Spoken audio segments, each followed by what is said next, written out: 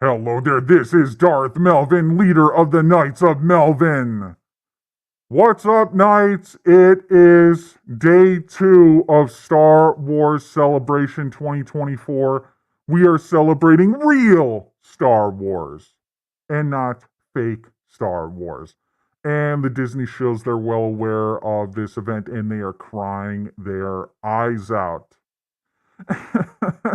How can Darth Melvin be running Star Wars Celebration? Oh, well, because Disney decided that there was nothing worth celebrating in 2024. So here we are. We are celebrating Star Wars.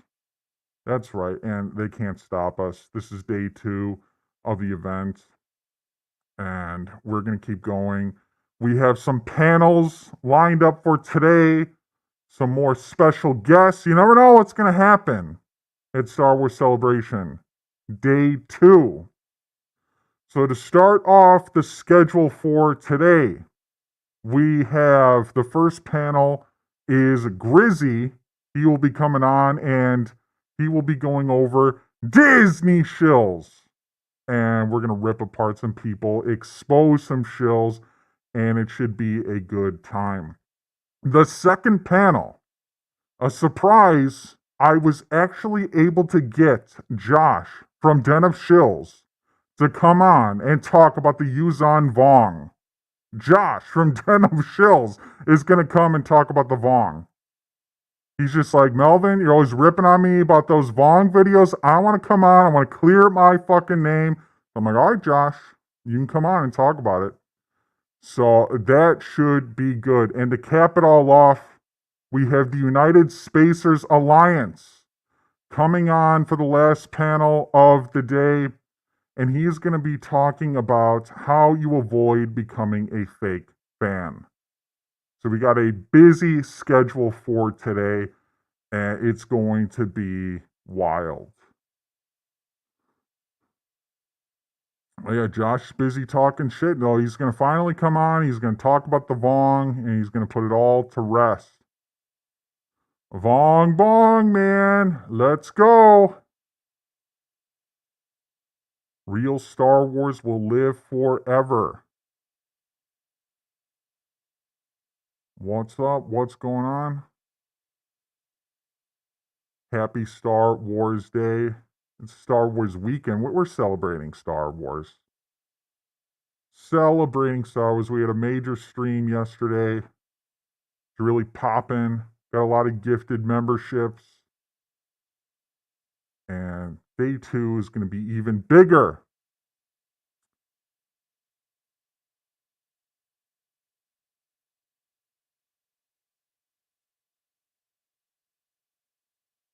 We are live. Star Wars Celebration. We are live. We are live.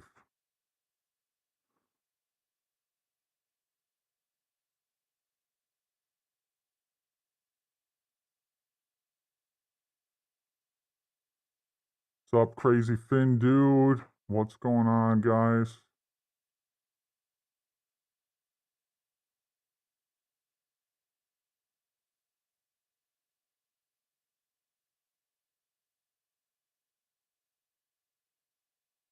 All right, I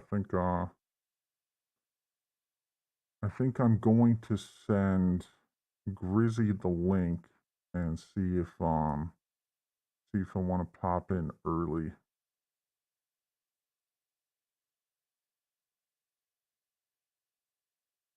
And we'll talk about the shills. We will talk about them. Already hit the Vong Bong, man.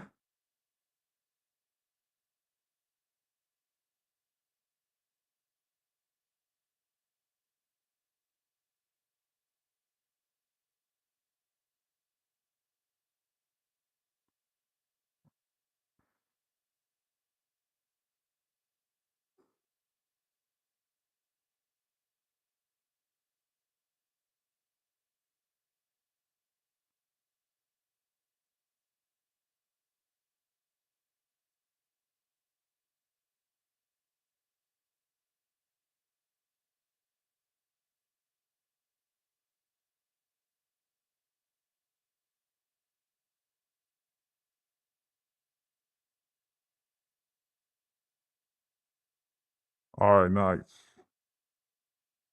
There's a disturbance in the force. Disney is trying to stop real Star Wars Celebration for sure. Darth Blaze, man, hitting it up, man. Corn dogs are ready. They are ready.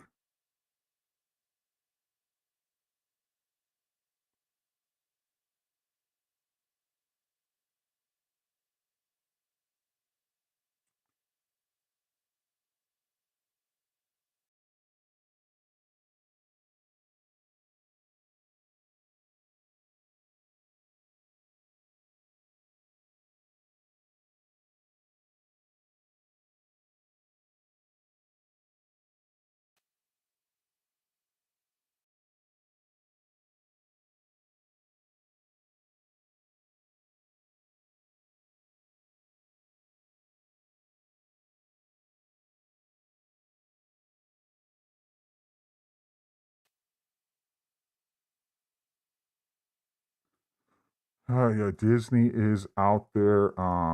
Definitely, definitely some shit going on, but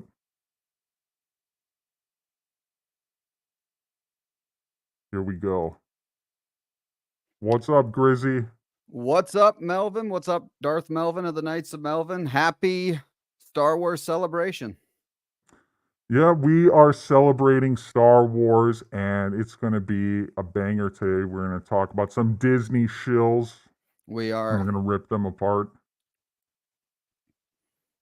What's up, chat? Honored to be here for the first time, hopefully first of many. Definitely for sure. So what's the name of your panel? I guess this is the mental illness awareness panel within the Star Wars community. Nice.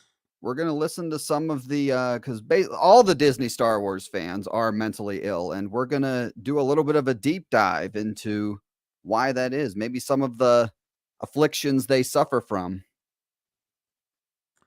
Definitely some of these people like Luis Julie that you cover on the channel, very deranged, has a lot of issues.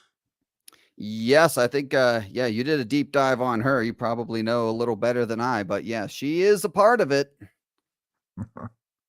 Few people you are probably aware of, few people you might not be aware of, that might need to be covered by you in the future. Should be some good shit. Here celebrating real Star Wars by ripping on the shills. Ripping fake Star Wars.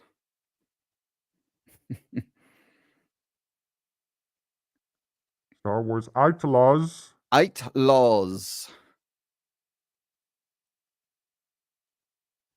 Where's that fucking clip? I had a feeling it was coming. I was waiting for it. Star Wars Outlaws. There we go. And she'll probably be getting it for free. Oh, definitely. Getting the most expensive version. $130 for free. Screw those kids that can't afford video games that might want it. Mm-hmm. They got to give it to the shills.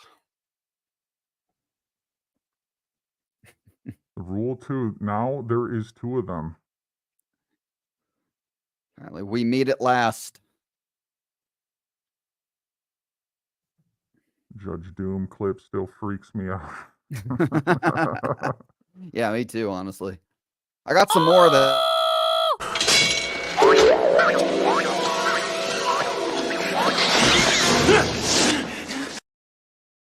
Something else from her that might freak you out. What's that? Oh, she shows off a little bit of a spoiler, but she shows off one of her tattoos, and it's pretty bad. Ugh. Yeah.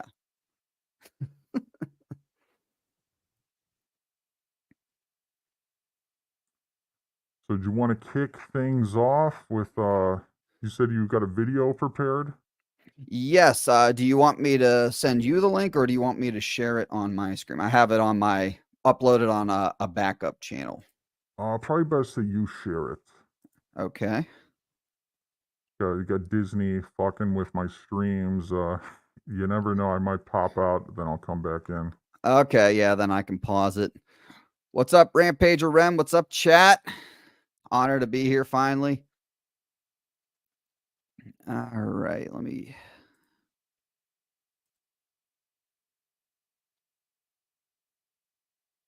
God damn it. Hang on a second. I have it up in my different browser. I got to pull up Chrome.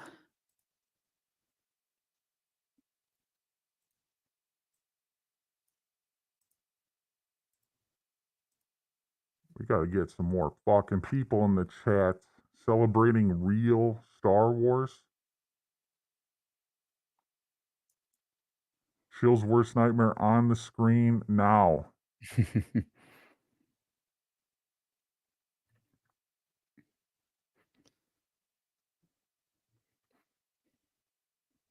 All right, we got it. So this first one, something, Melvin, I've heard you discuss quite a bit with regards to Sabine and her affinity to the Force, how it just switched on and everything. So this beginning compilation, I caught you talking about it a little bit yesterday, so I thought it'd be fun for you for a little compilation of Disney Star Wars shills explaining to you why it's good, defending it, coping, and basically just accepting it. So maybe they see what you and I don't see. Okay. So yeah, you ready? We are ready. All right, here we go. Was I cheering at the end when Sabine got that lightsaber? I sure was. I am proud of Sabine. I am good with her. You having a force connection wielder? with the Force. I'm totally down for Sabine. Fake Kyle Katarn is down with Sabine. Of course What a he shock. is. See, if he wasn't, he wouldn't have got to meet Dave Filoni if he's not down with Sabine. I think he's down with Dave Filoni. Oh yeah, I got that picture, dude. He had his arm firmly on his shoulder. I don't know if you caught that. No, he groped Filoni. I know I- Filoni's been groping a lot of the females that were over there. And maybe he groped fake news Kyle Katarn. Yeah, maybe it's back and forth. I don't know. I mean, for me, I don't necessarily care. I don't think it breaks anything for me or anything. Sabine being able to use the Force so effectively in that moment of pushing Ezra, I feel like you have to kind of consider the fact that, what she's lost. She's lost her entire family. All of them lost on Mandalore. And She lost her family, so that explains it, I guess. Who are these shills? I've seen them before. These are the real rejects. That's the guy on the right. That's the guy that got really turned on and excited to see young Ahsoka, if you recall. But yeah, these guys, over 1 million subscribers. all they do are the fake reactions. That's pretty much all they do. And they have a weekly or a bi-weekly live stream, but pretty much all they do, they just react to random movies, random shows as they come out. These are like the two on the left are like the main guys. But yeah, they're big time Disney shows. They get invited to all the premieres. They get invited to everything. Yeah, over 1 million. I believe they have 1.3 million subscribers. Were they at the Wokalite premiere? Probably. I don't recall them. I don't recall seeing them on everything, but they probably had somebody there. They have they're like a big Collider, like what Collider used to be.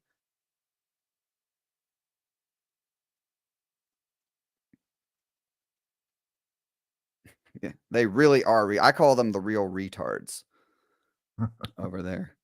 So yeah, I'll get you familiar with all the nicknames. But yeah, this guy, that was the guy who was holding the Grogu doll. The guy in the center, he was holding a Grogu doll every episode of The Mandalorian season 3.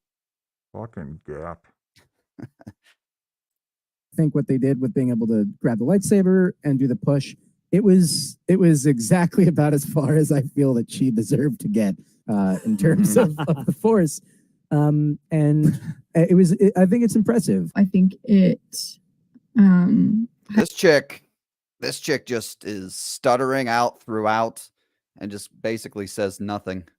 Highlights the concept of the Force as Today, Junior. something that, anyone can tap into if you are open to it and if you trust it. Sabine being strangled and that's what Oh, God, just be open to the Force and it'll come. The Disney Force, it just turns on whenever they feel like it. Yeah, and it's fine. Strong women, Dave Filoni, the Dave Filoni Force. Now, this chick, you can tell she doesn't like it, but because she doesn't want to get out of the good graces of Disney, she just kind of throws her arms up and accepts it. It's pretty funny. This is the chick that fake cried on every episode of Ahsoka whenever I covered it as well. being strangled and that's what she was just kind of reaching out before, but then you really saw her kind of come into the Force. Now, sure, why not in the finale? Why not? Just Why whatever. not? That's Sexplain's go-to line when he knows he can't Sexplain himself out of it. It's just whatever. It's the finale. They had to do something, right? Jesus Christ. She doubles down on it. And then she's able to push Ezra up onto the ship. Okay. It looked cool. It sounded cool. We got the Force theme. I'm not upset.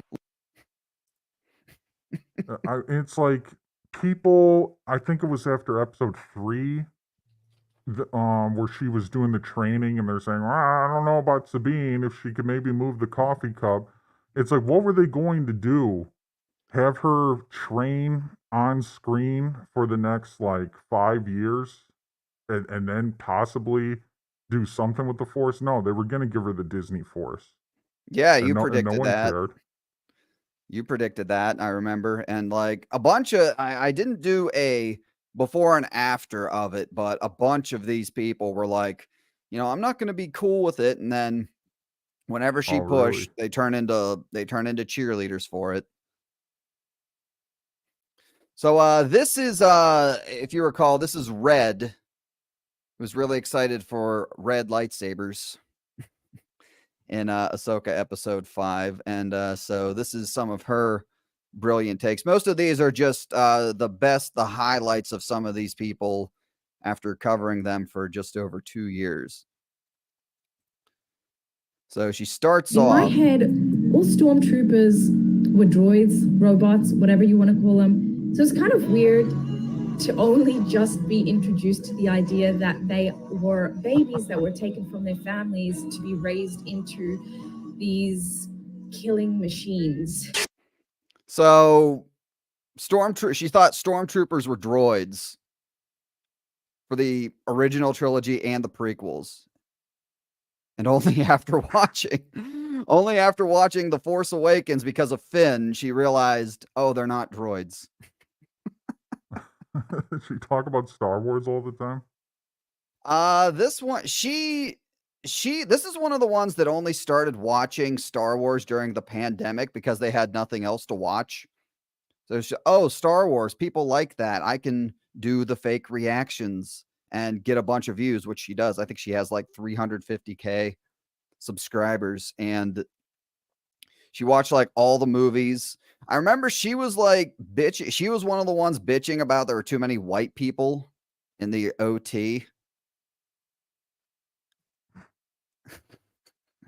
And I don't know. I guess she completely forgot that Luke and Han disguised themselves as stormtroopers. She forgot about the clones on Camino. But that's the intelligence level of some of these shills, man. They just don't get common sense. And they're fans, they're just fucking stupid. And yeah, they have all the they're fake. She's a big fake fan, and she has all the merch in the background. I believe there's a Grogu doll back there at some point. But yeah, so this is Sabine getting stabbed in a quick Sabine stab defense.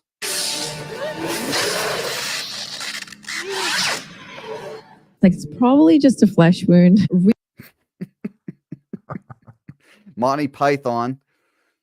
And then this next one is so she spent almost, this is Kenobi. We're kind of jumping around a bit between each show and movie, but this is Obi-Wan Kenobi, which she spent just about the entire show shitting on Reva. Not because she didn't like Reva, just because the show wanted you to at certain points. And then whenever she chooses not to kill Luke, that's redemption.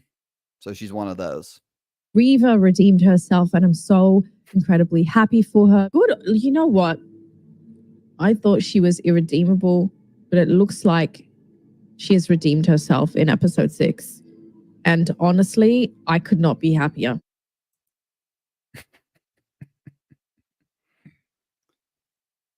I don't know if you, in real life, if someone's chasing a little kid, how old's Luke in Kenobi?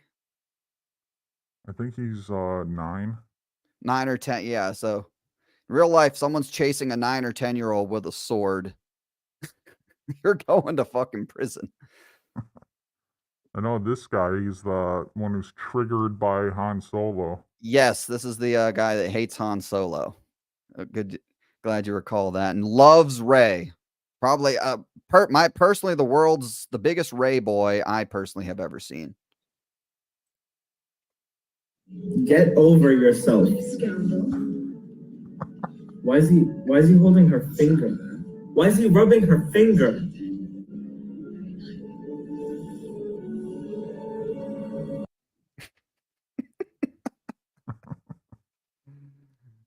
Face. Heterosexuality. Is he a part of the alphabet community? I have no idea. I think he's a Muslim. I've seen photos of him like in a turban. He was in a turban once. I think he was in a turban when he reviewed the Marvels. So he's a pro Hamas, I'm assuming. This guy also said in a video I did previously that you have to ask a woman's consent before kissing them.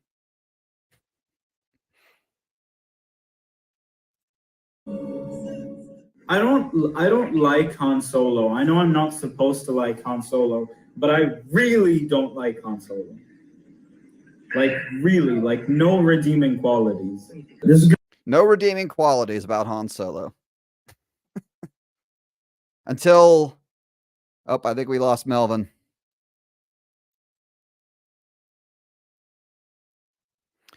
Anyway, chat, what do you guys think? I can't pull up chat. No, I can't pull up chats. Yes, SJW, big SJW. Nasser works in my local 7-Eleven. Wouldn't surprise me.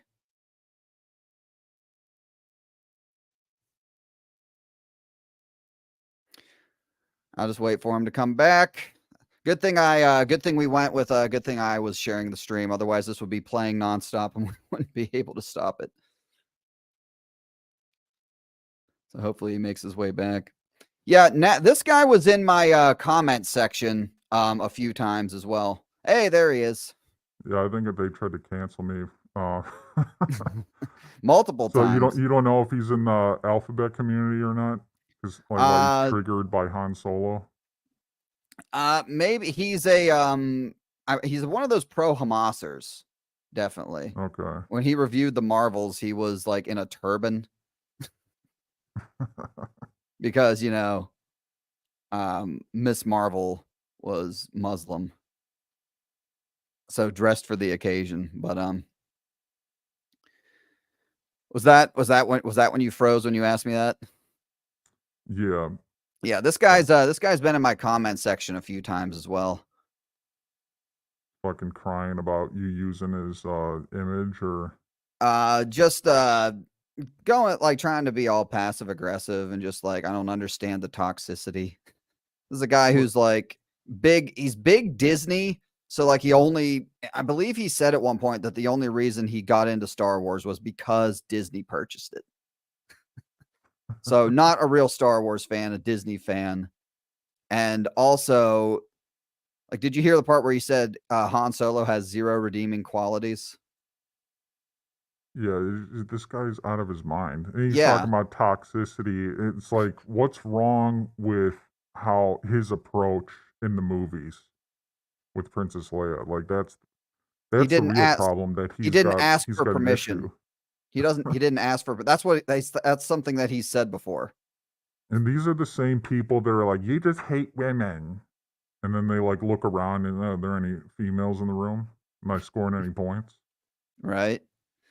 I didn't include it, but like at the end of his, I believe it was like when he did the ranking video. This is the guy who put The Force Awakens and The Rise of Skywalker at 1 and 2, if you recall. And then like at the beginning or the end of that video, I guess he recorded it on Valentine's Day. He's like, yeah, I don't have a date, so I'm just going to talk about Star Wars. Like, what a shock. He's a J.J. Abrams fan. Must be, yeah. I didn't. Yeah, those are both his movies. I'm not sure. Yeah, I forget where TLJ. All three of the sequels were in the top 5. Unless you're J.I. Jacob, like you either love The Last Jedi or love The Rise of Skywalker. Jacob loves both of them. Yeah, and, this like, guy might love. them. This guy might love them even more. So anyway, so the only time Han Solo ever views Han Solo favorably, or Han Solo, I guess, does redeem himself, is when he's nice to Rey. Han Solo. I know I'm not supposed to like Han Solo, but I really don't like Han Solo. Like really, like no redeeming qualities. This is gonna sound crazy, but I think I finally like Han Solo. What a fake fan. So this is fucking fan. Yes, this is probably one of the worst reactions I've ever done on the channel. This is when Rey pulls the lightsaber when the Force officially turns on for Rey, and she'll gasm. But it's gonna get up for Rey.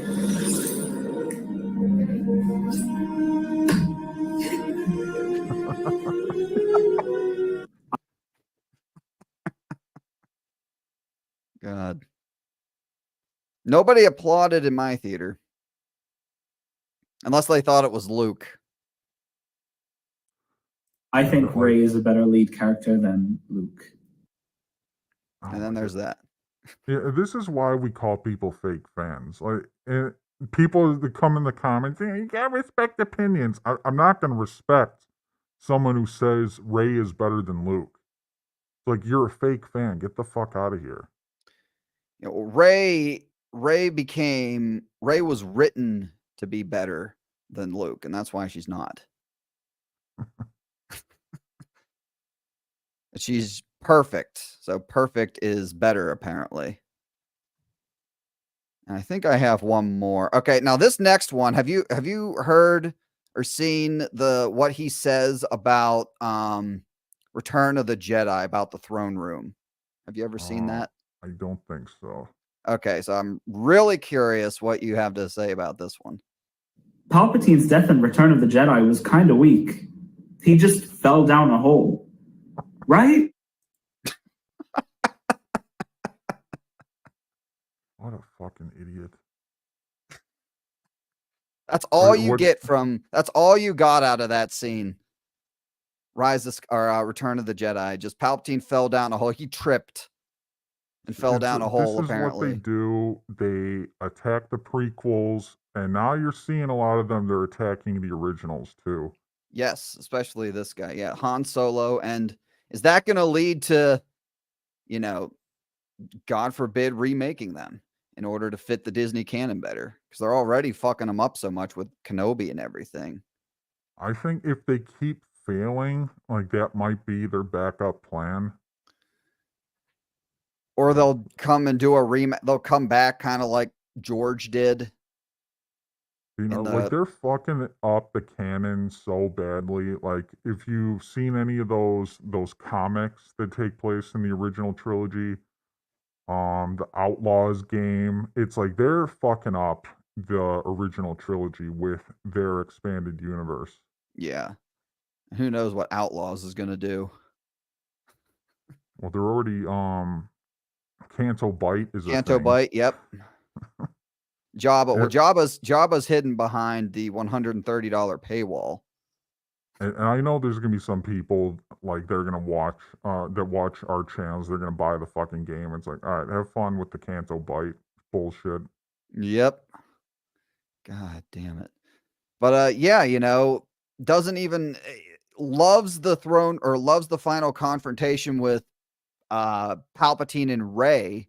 See, because Rey blew him up with lightning, and that was so much more. That was so much more epic and badass and visually stunning. But no, in Return of the Jedi, he just fell down a hole, got thrown down a hole, boring, and just everything that led up to that with Vader and Luke. And didn't he just got into Star Wars like a few years ago? He got at the time when he was saying this shit, he had only been watching it for like maybe like a month or two. Like, just you can't take these people seriously. It's just, yeah, they build these channels up and they think they're safe. They think they're safe from people like us. We're not going to take the time to sit and watch their stuff. And the best parts when I first started doing this, like the best parts are not their reactions, but like what they say, like at the very end, at the review portion of their videos, because they think no one is watching. Like, I guess they feel safe. Most of the views they get, they tune in for like, you know, the Clone Wars Anakin part of Ahsoka episode 5. And then they don't watch anything else. And that's where 95% of the people tuning in to view them are watching just that one specific scene or something, or one reveal. But they don't listen to like what they say at the end of these videos. Whenever I started doing that, it's a fucking gold mine for these people. We got a shill in the chat.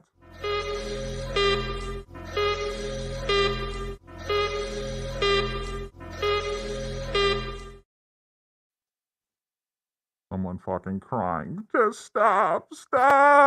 Melvin was bad enough, but now Grizzy's on the channel. He was just enjoying the sequels, Melvin. That's like he was just enjoying it, and we're making fun of him for enjoying it. God, dude. A lot of mommies are going to be told tonight. Yeah. How familiar are you with Stuckman? Not really. No, he's pretty big. Like he's a a certified Rotten Tomatoes critic. And everything I have, he actually quit covering Star Wars after Kenobi because everybody hated it, and I got like some of the funny stuff he says on Kenobi in here, but he actually quit covering Star Wars after Kenobi because it's too toxic and he just can't take it anymore. But these are his sequel trilogy and Kenobi, I think he covered. Like, watch the transformation of this guy as well, like from where he goes from Force Awakens to Kenobi. Like, I guess this is what being a Disney shill does to you physically. Like, this is him more recently. This is Force Awakens. Rey, played by Daisy Ridley, who, in my opinion, steals the entire film. She is really... How different he looks. I think being a Disney shill takes a physical toll on you. It affects your appearance. And kind of like how in KOTOR, when you play Darkseid, your character face turns pale and you start to look a little bit like a zombie. Kind of like has that effect on these people, but they kind of just like gain weight and grow a thicker beard and stuff like that. Look more like a basement dweller. But yeah, loved Rey. What a shock. Brilliant in this movie. I honestly love The Last Jedi. I had a really great time with this movie. I think it has some of the best action sequences in the entire saga. Rian Johnson is able to direct this film and please, I'm sure the vast majority of Star Wars fans. That clip didn't age well. So this is Rise of Skywalker, Stuckman. I wasn't upset by this movie even in the slightest. It's certainly not a movie that I hate, and it's definitely not a film that is as bad as I'm sure you will hear from multiple people. People are genuinely And this is Kenobi. not allowed to just simply like something anymore that's put out by a large company like Disney. I just hate that I can't sit in front of this camera and be like, these past 6 episodes made me happy, and I enjoyed watching them without having to defend myself constantly. So This he's poor not man. covering, not This covering poor Star man. Wars anymore. He has not, as far as I'm aware, maybe people in the chat might know, but as far as I'm aware, he has not covered Star Wars since Kenobi. He'll probably be back for the movies, I would assume. He has to talk about the movie. He has to get the oh shit, what was I gonna say? He has to get the his Rotten Tomatoes review up and everything. So he's probably gonna cover the movies, but I think after Kenobi, yeah, because he liked it. Nobody else did. You know, and like, and I get this a lot from these people. This like second part that he Company said. like Disney. I just hate that I can't sit in front of this camera and be like, these past 6 episodes made me happy, and I enjoyed watching them without having to defend myself constantly. So like,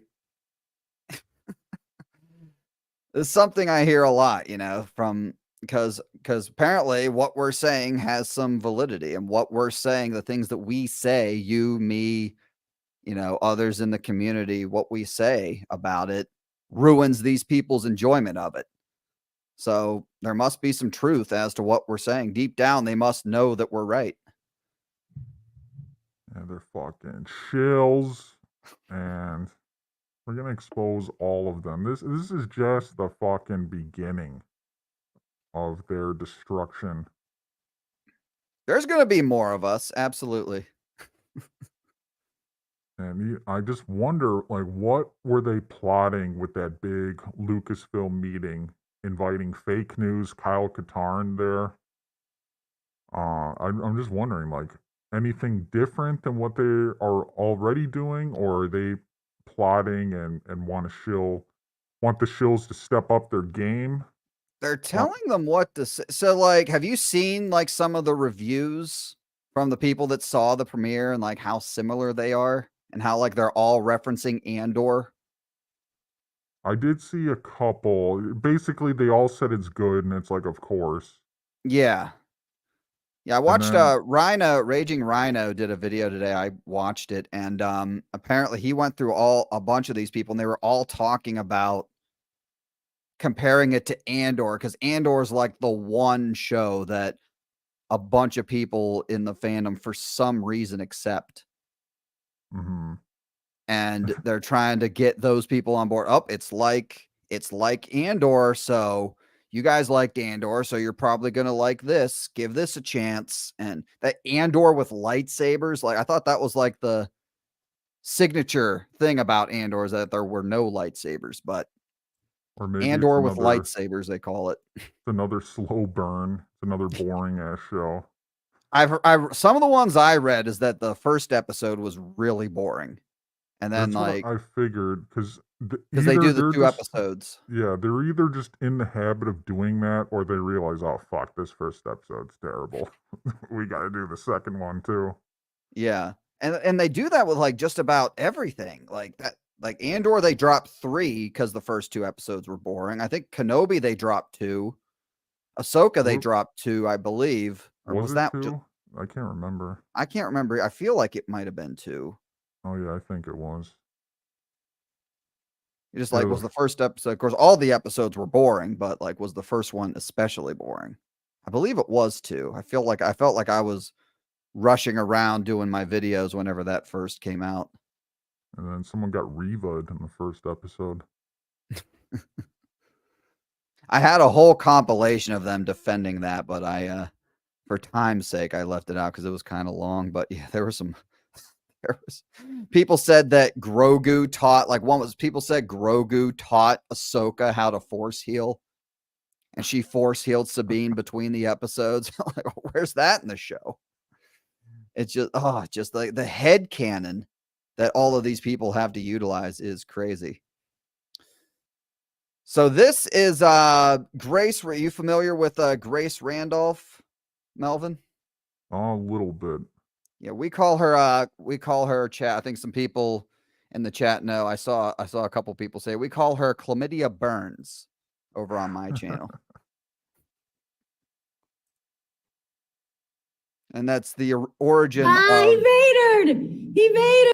So for those of you who don't know the origin of He Vadered, this is where it came from.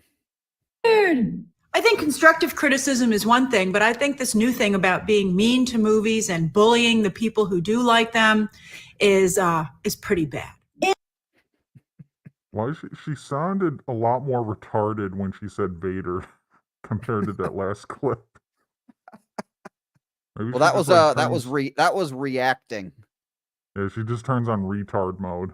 Yeah, I mean, she always has it on, as you're about to see. Like, but stop being mean to movies, Darth Melvin. It's not a good thing. It's bad. Stop being mean to the sequel trilogy. Don't be mean to the Rey movie. Don't be mean to the Mandalorian and Grogu. In many ways, Star Wars The Last Jedi is the perfect Star Wars movie. They're making a movie at Star Wars called The Mandalorian and Grogu. I like that title. Let me ask you guys what you think of the title. I think it's charming. I think it's the most retarded name for a movie. It's so stupid. And then she says, I hope that the movie can be seen even if you've never watched a single episode of The Mandalorian. I think that how's that gonna work? I don't know.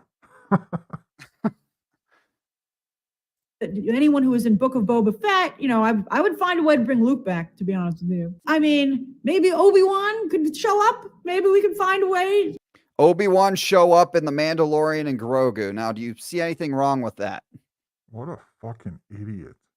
Hashtag fake fan. But no, she's pretty big, she's big. She has to talk about it, but yeah. I just can't believe they actually get people to subscribe to them and they tune into their fucking fake reactions. She doesn't do the reactions as much. She mostly just covers the news. She only reacted to Ahsoka episode 5. But like when I saw she did, I had to cover it. But yeah, she mostly just reviews things. She does trailer reactions, and those are god awful. But yeah, Obi-Wan Kenobi showing up in the Mandalorian and Grogu. Somehow Obi-Wan returned, yeah.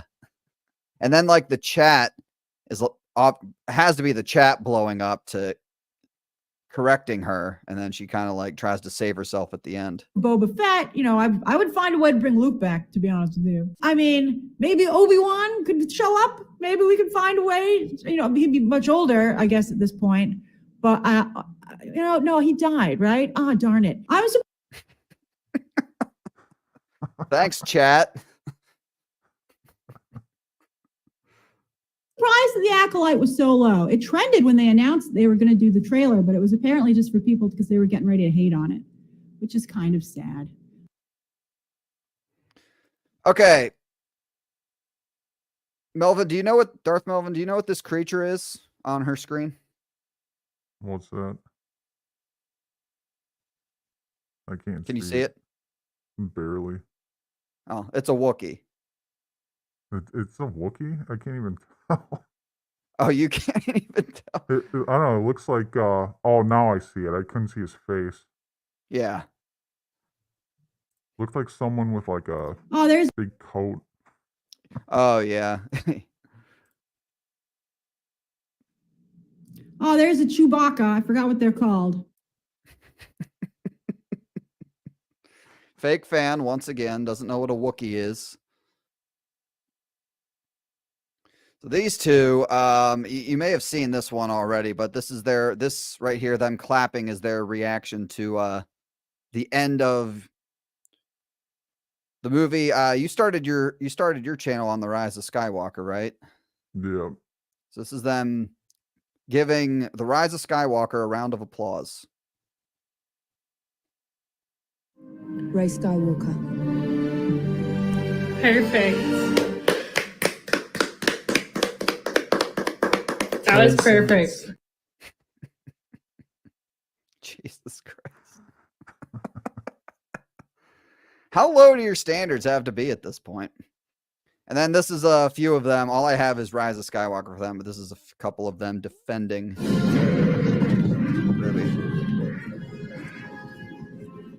Why would they think that horses would work better than speeders? I don't know. There's certain things about this movie that's really awesome. Yeah. And some, that's not so awesome, but I gotta try say. to find the good. Try to find the good.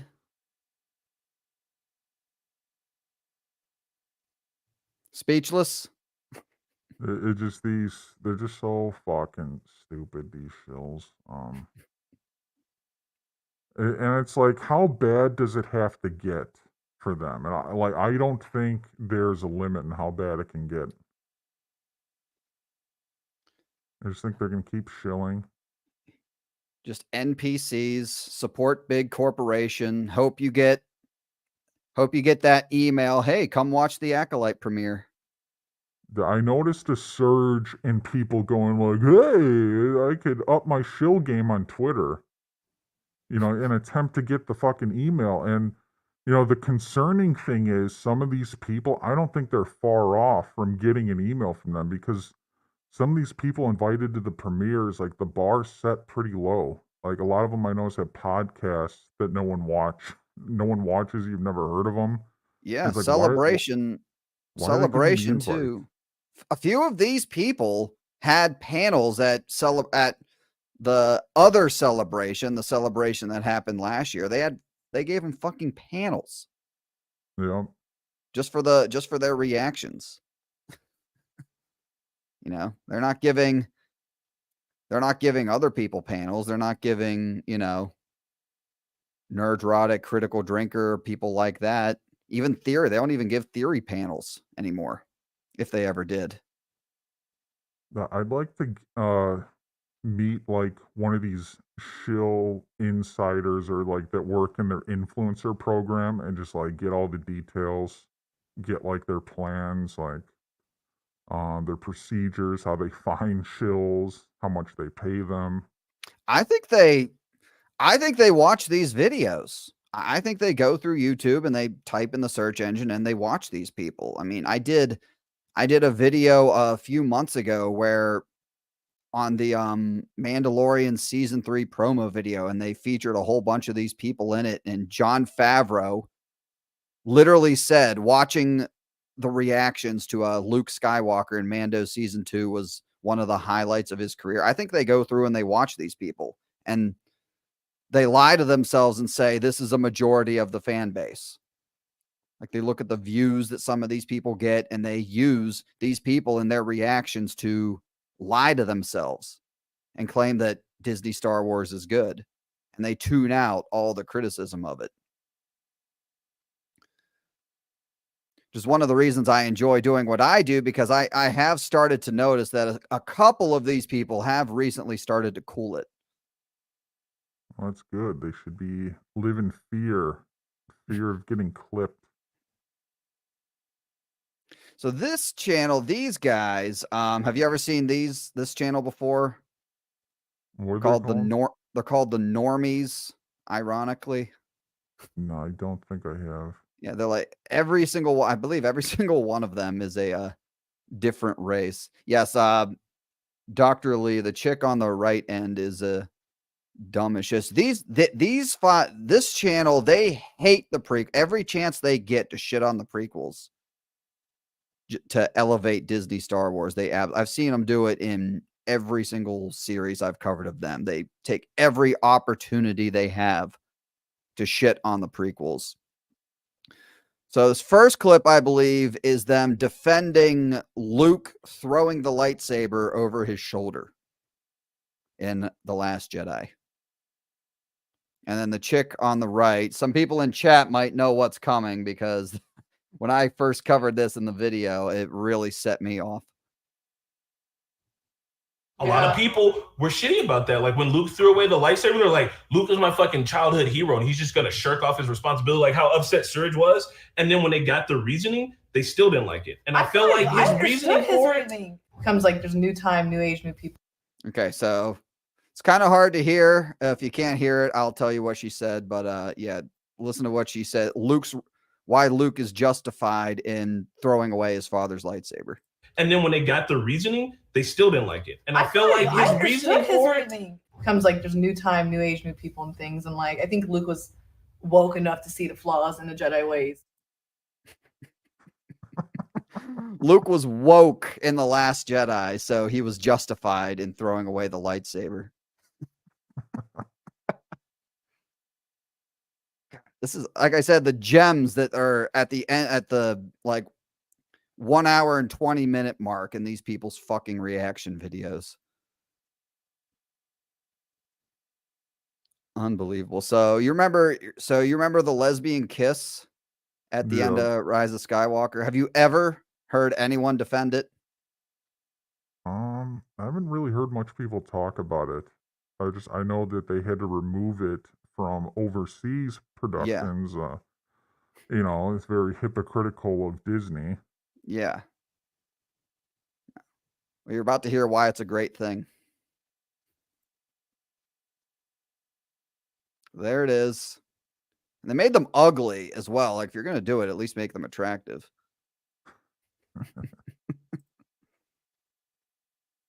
I feel like any step, baby steps, Yeah. towards a better world is a step forward. It's a good thing. We shouldn't be criticizing it, even if people do it to just check a box. Yes, it's insincere. It's all this and that. But ultimately, is a step towards a better world. Yes, ma'am.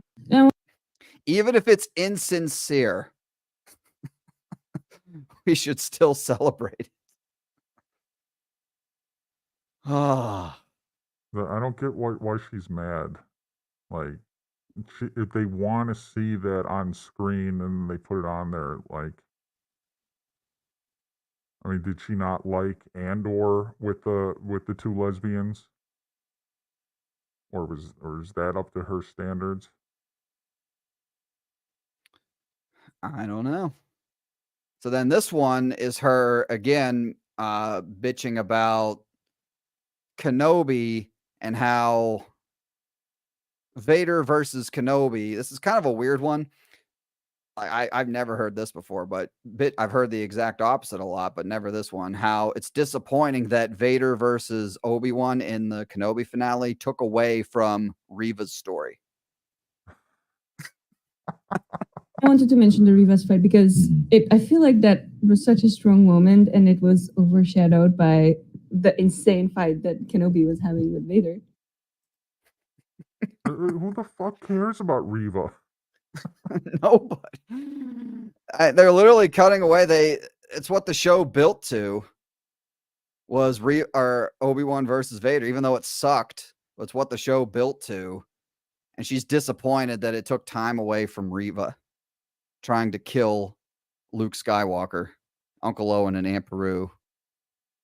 I just can't believe anyone still supports Disney Star Wars when, I mean, forget about the show breaking canon and just being terrible in general. They've pushed a original Disney character over the legacy characters.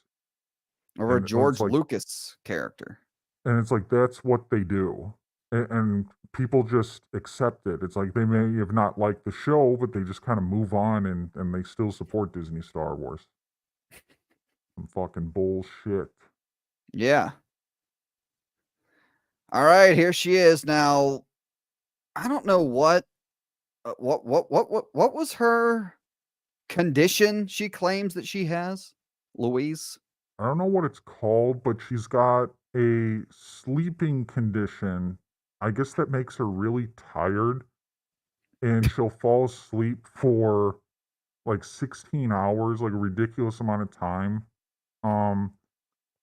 But I think it's fake news. I just think she's a loser, and she doesn't. I just think she's insane, or she's popping like 50 of those pills that she takes to keep her awake right before she watches one of these shows.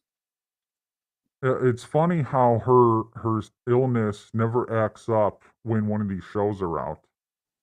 Always has the reactions out on point. So yeah, so most of because she doesn't do any reviewing hardly at all in her videos, just reacting. So most of this is just like the worst of her reactions over 2 years of doing this. This is absolutely insane, Star Wars. Thank you. I love you with my entire fucking heart. You own my soul. Why do we always see Possessed. So this is her this is her crying at the beginning of Kenobi during the Order 66. so many Order 66s? Why do we have to witness this so much? Come on, helicopter, lightsaber! Helicopter, helicopter, helicopter! Star Wars Outlaws! Why in the other one there was like 2 fucking Grogus in the frame? Like, why does she need 2 Grogus? Oh, right, yeah. Fucking gap. So that one. Yep, there they are. Yeah, they got strap-ons attached, most likely. it's on her OnlyFans exclusive. Yeah, maybe that's for- the What was it, $11 a month? deluxe edition. Oh god, how was that deep dive? It was funny, and it's disgraceful. Like, I think men just need to like have a worldwide meeting and just talk about it. It's like we got to do better, because if she's got an OnlyFans that makes money, it's like there's something that we need to reevaluate, and like just as a collective gender, and fix that, because she shouldn't be Yes. having any money on OnlyFans. Fucking disgusting. Yeah, I don't. I had someone in my comment section on my last video be like, "Oh, at least she's cute." I'm like, bro, no, she is. No, she is. And like this is probably gonna freak. This is gonna freak you the fuck out. I don't know if you've seen this before, but she's about to show her leg tattoo. But here's another reason, like another proof that I love the broken mask so much.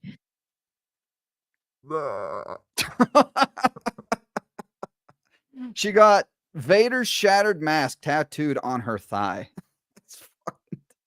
Fucking tramp stamp. I Fucking, guess. that's fitting for Disney Vader. Get fucking Right? jizzed on. I don't know if that's from Kenobi or Rebels, the Ahsoka fight. I can't. I maybe I just don't want to look that close, but I don't know. Skip's leg day. Skip's probably leg the day. Rebels one. Absolutely. Yeah, 'cause she's busy sleeping. She must be that. She must live in that part of the world where there's like 6 hours of sunlight or something. As well. But yeah, disgusting. I feel bad for the whoever had to put that tattoo on her as well. Probably smelled something too.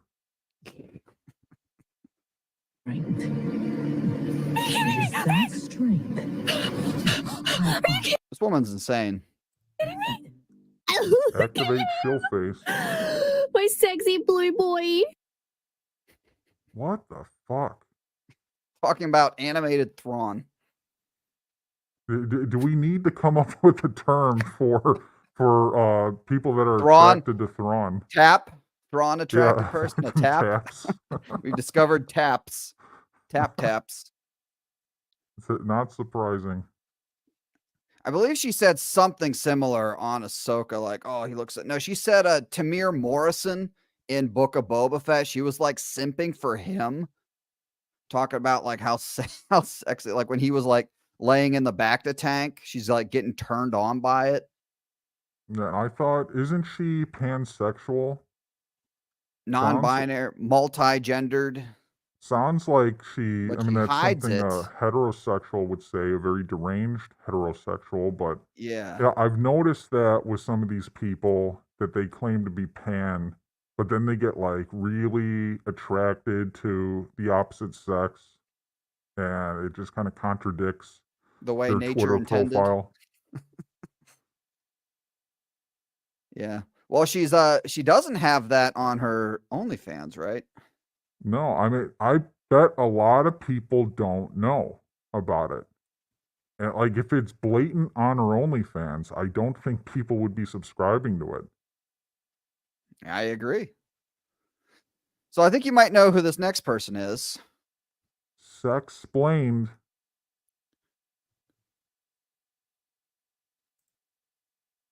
Oh, fuck. I think it's safe to. Sorry about that. You're good. Is he gonna get peed on? I think it's safe to say the new Jedi Order movie will be first in line. I know there will be some fans who are less than enthused by that idea, but to them I say, give this a chance to surprise you. Trans characters, non-binary. Give Rey a chance. It's gonna be out for the Rey movie.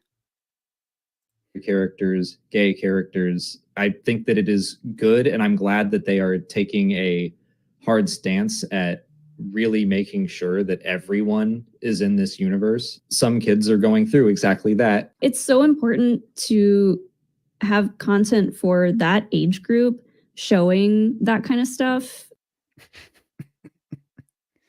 God. I got peed on. They want the gay in Star Wars. They want the trans in Star Wars, and they're going to be right there when it happens. They're going to be right out there for it. Now, did you hear what he had to say? I think I might have asked you this before. What he had to say about like about the Acolyte breaking canon. Sexplain? Yes. Yeah, I did. Wasn't it in Robot Head's video? Yes, this is part of that, but I'll play it. This is when he says, like, even if the Jedi survive or kill the Sith and survive, it still does not break canon. There's just no way. But I think the more like they're not going to be able to have interactions like that and then cover it up. And like the writing team is not going to be intelligent enough to cover that up. Like there is a way you could do it, but Disney's proven that they don't care either. That's the other thing, is that they don't care to do it. You know, it's more Star Wars, it's more lightsabers, it's more Jedi versus fucking Sith. Likely answer is that over the course of this series, the Jedi will face this character and defeat them. Maybe they do learn that they were a Sith of some kind, but hey, we killed the Sith again, so problem solved. There's no need to raise the alarm and tell the entire Republic about this incident. Do we even need to tell the rest of the Jedi Order? I think the Jedi Order is going to be fully aware of it. I don't think it's just going to be a select group of Jedi that are aware of this shit. I think they're going to find a way to be and say that the only one who knows is Yoda. Because I heard it was either him or somebody else. They said like, oh, when Kiani-Mundi says the line and Yoda kind of like looks at Windu like suspiciously, that was proof that Yoda knows something that they don't. So I'm wondering if they're going to have it go into that Yoda is the only one who knows that the Sith are alive and well or exist. And then thus it'll be his fault that the Sith rise and overthrow the Jedi and completely fucking up his character. That's one of my predictions for what they're going to go with. And they don't give a shit. Definitely could see that. Yeah. So this guy is someone that I cover a lot. He's just a big nugget. He's mostly just whining about the fandom. Always enjoyable. If anyone's at fault, it's us, the fans, for ruining the Star Wars fandom, because we didn't take what we had, and we just didn't go along with it. Even if you don't like it, that's okay. It's okay to not like something, but that doesn't mean that we should crap all over it. I'm going to continue crapping all over Disney Star Wars because that's what I do. That's what the shills deserve it. Disney deserves it. Yeah. And we'll get more views than them doing so. I pay attention to these people, all these people. This guy, 50,000 subscribers, barely cracks 1,000 every video. Shilling for this shit. And Ahsoka season 1 is a flat out masterpiece to me. This is something that I think George Lucas would look at and be absolutely proud of. And if you don't think so, you're fucking crazy. I genuinely think you are. We lose Melvin again? Fucking Streamlabs. Oh, okay. I'm still here. The computer might restart at some point. You never know. Okay. I'll keep aware. I did a test stream before this shit and everything was going well, but fuck me. Yeah, I'm having a I think it's past now, but I had a crazy thunderstorm. Some thunder popped off a couple of times. But what do you think about? Do you think George, what he just said here with regards to George and Ahsoka? What do you say? I'll play it again. Out masterpiece to me. This is something that I think George Lucas would look at and be absolutely proud of. And if you don't think so, you're fucking crazy. I genuinely think you are. Like the shills with George Lucas's recent comments, they are all gloating about it. And talk about like calling the other side toxic and everything. Like that's all they're doing is fucking creating fake news about George Lucas, trying to justify and call him a Ray boy, basically. Like, oh, George likes Disney Star Wars. Here's proof. And it's like, he didn't say that. George loves Ahsoka because he let Filoni do his thing with her. George, like, he's not going to come out and say, it's trash. I'm a member of the Knights of Melvin. It's probably in his contract that he can't come out and overtly criticize, but he's been dropping hints. And it's like he's a Disney shareholder. And it's just like he's going to say some positive things. Oh, the production. Oh, blah, blah, blah. Be very vague. Mm-hmm. But they expect him to come out and say, it's fucking trash. I hate all of it.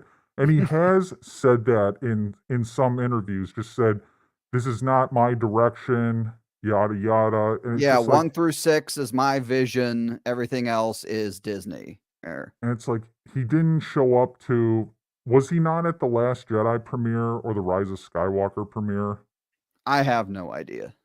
I like, there's just so much more evidence that he doesn't like it, like doesn't give a shit. But these shills are like taking victory laps. Well, he's coming back too. He's coming back to direct a series because he loves it so much. He's coming out of retirement. I didn't believe that for a second. The RK Outpost had a video covering him saying, and George said like he's not coming back and some funny shit. Well, you might recognize this person as well. Den of Shills.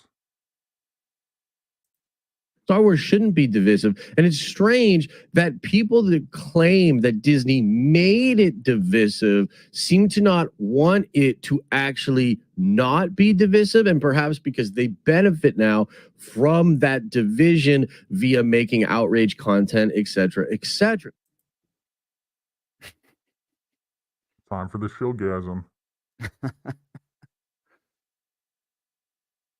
I need to make some more shillgasm clips, but I'm already maxed out on StreamYard.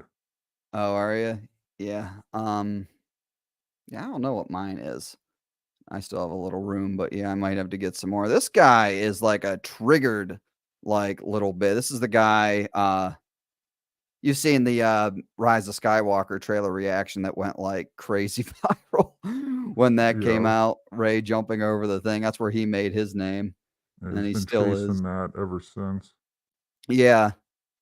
And he lashes out at the fan. He gets videos ratioed all the I check some of these people's videos when they do them, and like his acolyte reaction got ratioed. I think his other one did. But yeah, he always has some choice words for the critics of Disney Star Wars as well. Most of the people who are out there shitting on Star Wars, listen, there's a large chunk of that is Russian troll farming. That's legit. The Russians. The Russians. Yeah, the Russians sabotaged the Rise of Skywalker. This is a Rise of Skywalker review. I forgot about that one.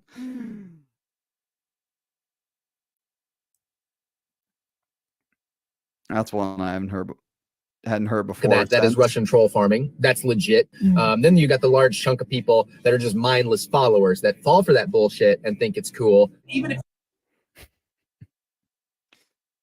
we're all just a bunch of dumbasses that fell for the Russian trolls. You'd think that the Russians would be for Disney and communism. if you hate all Star Wars, how Has a Ray shirt on. What the fuck is he wearing? Yeah, a Ray shirt. Fall for that bullshit and think it's cool. Even if you hate all Star Wars, how can you not love that? Oh, that skeleton back there is probably like his viewers. That moment of seeing all those sabers light up like in defense against the red saber. You know I love Star Wars. It gets me emotional. I don't care if the story is good or not. I just like an opportunity to exist, to shut off my brain and live in that galaxy far, far away for 20 minutes, an hour, 2 hours, whatever it is. Some of y'all are just miserable. I'm sorry. Get better. Do better. Get good. Kyle Katarn. That was a little news. Kyle. That was a little toxic.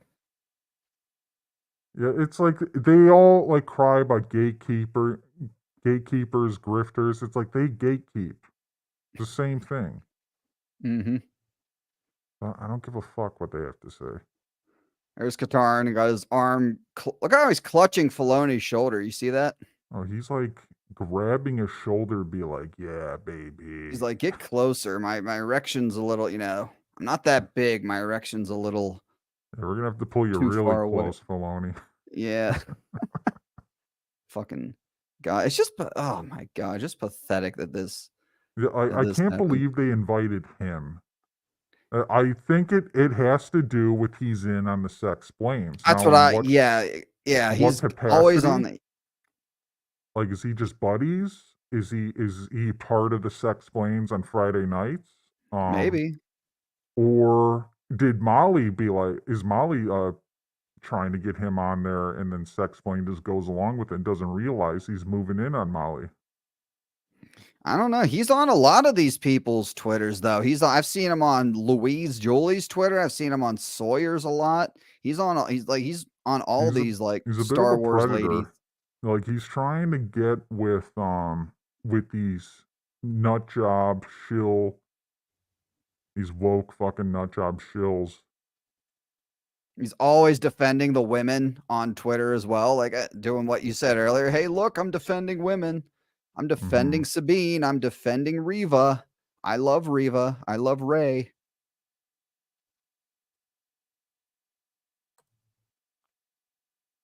Oh my God, I forgot. So I mentioned this is the infamous Kyle Katarn spitting out his drink reaction that I told you about. So this is in reaction to Outlaws as well. So this is right when the trailer starts, and look at how he times it to start taking a drink. At least that's what I hear. Wait, what?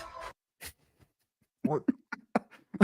Like, just when you think the bar can't be set any lower, it's just, oh my God. That wasn't planned. That wasn't planned ahead of time. He was probably doing that at the beginning of every. This was like during Game Awards or something. He was probably doing that at the beginning of every trailer. So, like, if there's any doubt about him, that one clip proves all his reactions are fucking fake. He watches the trailer beforehand and picks out the parts to freak out at. I mean, it's like you could He's drinking do that water live. out of a coffee cup as well. That was water out of a coffee cup. It's like you could Like, do it'd be it a little live more and just- believable. and exaggerate, but I mean, they watch it beforehand. They know when to freak out. That's something I one of my theories as well. At least some of them definitely do. But he's drinking. If you wanted it to be a little more believable, drink coffee out of the coffee cup. That might be believable. But he didn't want to burn himself. Maybe But he's yeah, done that before. At least that's what I hear. Wait, what?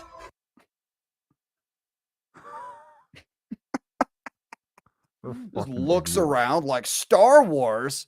I know what And Star Wars is. They invite this idiot to Lucasfilm. And the worst part is, he's not Kyle Katarn. He's fake news Kyle Katarn. Everything's fake. Fake reactions, fake channel, fake second channel. He's out there shilling for rings of power as well. It's just like, you type in Kyle Katarn in the YouTube search, this dumbass pops up. Oh my A God, this poor disgrace. man. Just wants a Star Wars babe. I think he's gonna get one, unless he's already got one. His He's streaming got partner. a chick who reacts on his other channel with him. Not very much to look at, but there's one there. And then he's got his soy boyfriend with him when he does Star Wars, who's My probably some things going on there. I think something's going on with the Bendu. I think he comes over every now and then, and Bendu's over, and and he slips him the fake Kyle Katarn. Yeah. So it's going to be interesting because when he's doing his reactions for The Acolyte, he will have already seen the first 4 episodes. That's So any reaction, because they got to react for their content. So any reaction would have to be fake. You know it's coming. I mean, like you said, he watches them anyway, but it's well known that he's already watched it. His subscribers are probably not even aware that he went to the premiere. Most of them. I've been following up on him.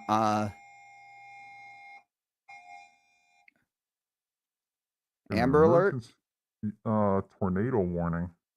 Oh, you're getting that? Yeah, I just had that run through. Me. I thought it was like my computer's like breaking again. I was like, oh God, now he's going down permanently. Maybe it's the tornadoes coming through, knocking your stream out.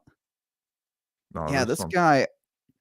Yeah, so any Acolyte reaction in the first 4 episodes. His stream is God, 75,000 subscribers. He can't even pull 50 viewers on his live stream because nobody tunes in for their other shit besides their reactions. Like you go through and look at his videos, like he's playing like Star Wars: The Old Republic video game for nothing, reacting to just random fan films for nothing, has a live stream that gets less no engagement whatsoever. Does he get super chats? Occasionally. I've seen him get a couple, but he's probably got like 5, 10, maybe 20 at most, like loyal diehard fans. But I know he's got a Patreon. I think he does like okay on the Patreon the last I checked. Yeah, I don't know if he's full time or not. I think he is, and I don't understand how, because it's like I could do the numbers and like kind of figure out, like I don't understand how he's full time. like how does he make, in order to be like full time, you got to make like, it depends how much you want to rough it, like make 30,000, 40,000. Yeah. And it's like, I don't know, like, because there's no way he's making 50 plus. Maybe he's getting a check from Disney. I don't know. Maybe he's getting a check. They went on that trip. They went on that trip for free. He didn't pay for that trip. That's the only thing that makes sense, because there's no way he's getting like 40, 50,000 from his channel. It's it's not there. And a bunch of these people try to do the live stream, and like all these, like except like the real rejects, like they get a lot just because they're huge. But like all these like medium to like small, they get nothing. Like one of the guy who did you see the guy who was holding the baby? Yeah. That What guy, the he fuck did is he bringing a baby on for his like shill reaction? I didn't And put that in here, but I should. That's his kid. He's trying to indoctrinate his child into being a Disney fucking shill. The kid looks like he's 16 or some shit, and The that's kid was kinda more good. mature than he was on the fucking trailer reaction. Mhm. He's acting more like an adult. Oh, yeah, I stand corrected. His wife's kid. Yeah. He commented on my video, by the way. Another It's like if crying in he the- doesn't want to get clipped, like he shouldn't be bringing on like his kids on his fucking stupid fake reactions. I know, I That's feel just I mean, that's just disgraceful. It's child abuse. Their kid, and you know these people who do that. Their kids are gonna get bullied growing up. And it's gonna be all his fault for his YouTube channel. Could you Like, imagine, dude, your like, if he was dad your is a dad? fucking that guy that takes care of you. He's a fucking bitch. Your dad's a weirdo. Your dad likes Disney Star Wars and Disney. Yeah, he's like, but no, he had a 50,000 subscribe. That was the guy. He got his channel hacked right after he hit 50,000 subscribers. He fell for a fish. So I guess somebody said, "Hey, congratulations on 50,000 subscribers, and we'd love to have you as we'd love to sponsor your content. We just need you to fill out this thing." And he gave him a password, and then they hacked him. Oh, what a He did a fucking video. idiot. He did a video on a second channel crying about it, and then I guess YouTube eventually gave him his channel back. But That's a great way for us to make money. Is just like pretend that we're at Disney and then like email these shill channels. we know what to say. We know And what they just, want to hear. Just be like, These hey, idiots. do you want to get invited to Lucasfilm? You could just copy a bunch of them posted the email on their Twitter feeds. You could just copy that word for word, make some email address up, and then there you go. You got it. You'd make a lot of money. It's like, yeah, just send us $700 to cover the initial expenses, and we'll reimburse you. But anyway, all right. Got some more fake Kyle Katarn. Wait, what? That is one probably top 5 fakest reactions I've ever seen. $70 is the base game. Like that shit needs to be played like over and over, just to like call out this fake fuck. Yeah, cried during the Book of Boba Fett, cried during Kenobi. That's probably if they sent him anything, if they sent Disney anything, they probably sent that. Then this is him shilling for the game, saying that he would pay $100 just for the base game. $70 is the base game is just the game itself.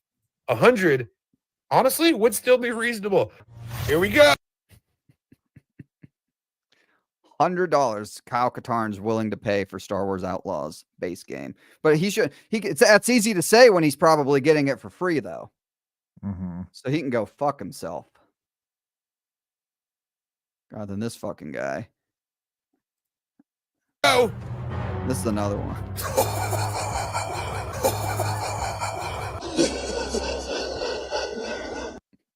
Fucking bullshit.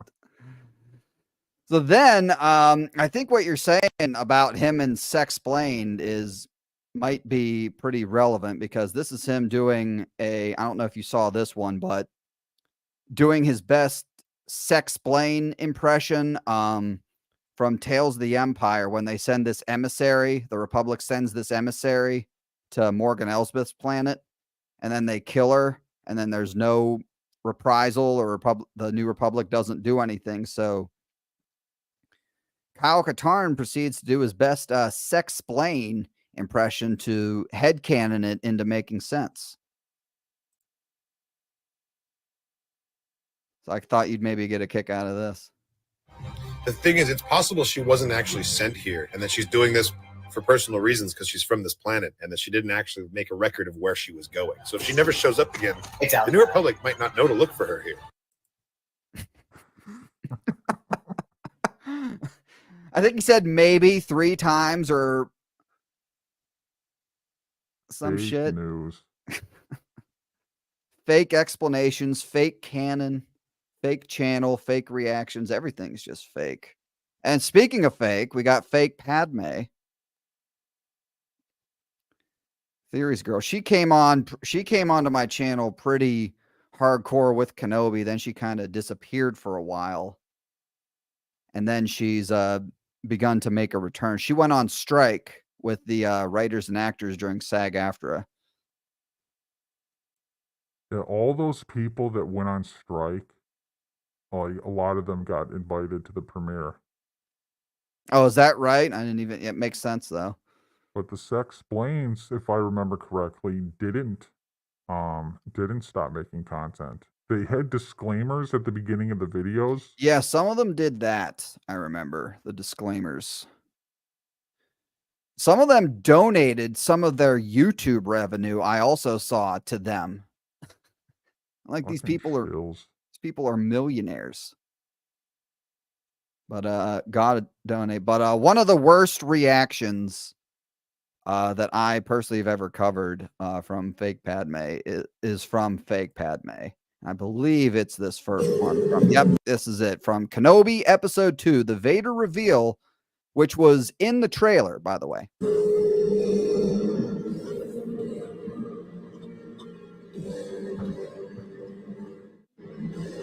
Shill face. Prolonged shill face. What the fuck is wrong with you? That one lives in infamy. That's like might be the worst one ever. Shillgasm. Like shillgasm, shill face.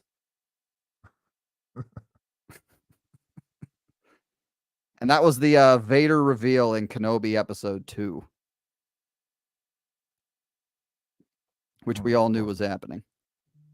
And people watch this. Like, I can't get over the fact that people watch it and then Unironically, not like we do.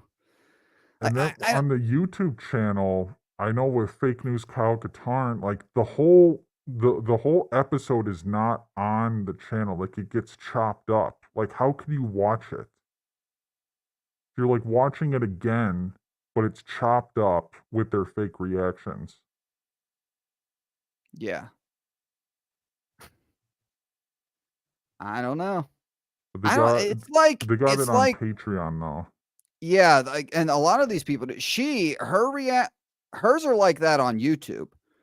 She'll sit there and not say anything for like 30 to 60 seconds, just do shill face for 60 seconds and just make faces and gasp. Just whenever things happen. And she'll do that for like the entire video, fake Padme. So she's not really good at it, but still gets, I believe she was, yeah. So for those of you in chat that don't know, this is Padme in Star Wars Theory's Vader fan film. That's who this is. That's probably where she's gotten the bulk of her subscribers from. Do you know how much she has? I think around 50. I can look. Maybe a lot of one sub and done. Possibly. Saw in the film. I believe it's like 45. It could be bigger than that. I don't know. Yeah, 44.6. All she does are the reactions. She has a live stream called Dork Discourse. Terrible name. Gets almost no views as usual.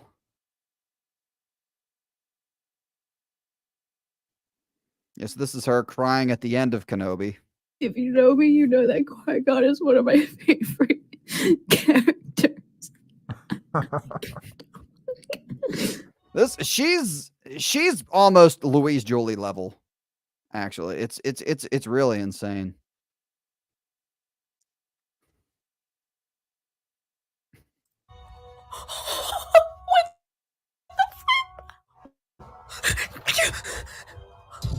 I think that needs a name.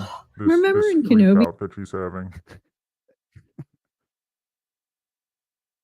No, it's not necessarily a Shill-Tourette's? shillgasm. It maybe something. It's like because it's like a freak out spaz, a shill spaz, maybe.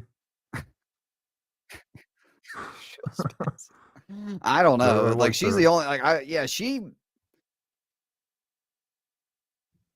I don't know, like OD on like she's on crack or something. No idea.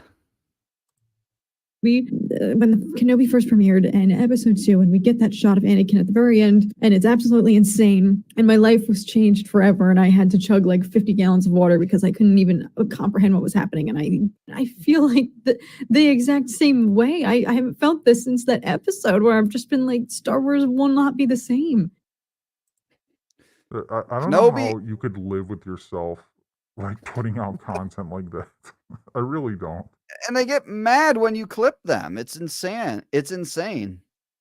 And they all do it. They all do it. It's all the same. I've done compilations of people just doing the exact same reaction. It's like they go to a class.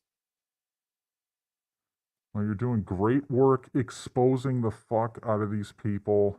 And, you know, they should think twice about putting this out there. You know, it's like people are watching. People are laughing. There's always new ones. It's gotten to the point where, like, their defenses are, like, funnier than the reactions. But, like, because, like, they're just... They have to when they're on the spot and they have to come up with something to say. I think I might have that. No, I didn't have that actually. But like when like Luke throws the lightsaber over his shoulder or Leia Poppins, like they have no idea what to say here. But yeah. So now we're gonna get into just through at the end of the video, just through a couple clips up. People talking about canon. And movies are subjective or objective, whatever the one is, where like it's someone might love it, another one's trash, and someone's treasure, or vice. Doesn't know the difference between subjective and objective. This is the guy. This is the guy that called me out in Roka's video, by the way. First, like canon is always changing. That's the wonderful thing, and canon can be whatever you want it to be. And gender is always changing. Simon, yeah, gender is the same way. Pronouns. Simon's a fucking idiot. We need to do a deep dive on Simon, expose the shit out of him. What he just said is the exact opposite of the definition of it's the established, agreed upon constraints. And he said, no, you can just make it up as you go along.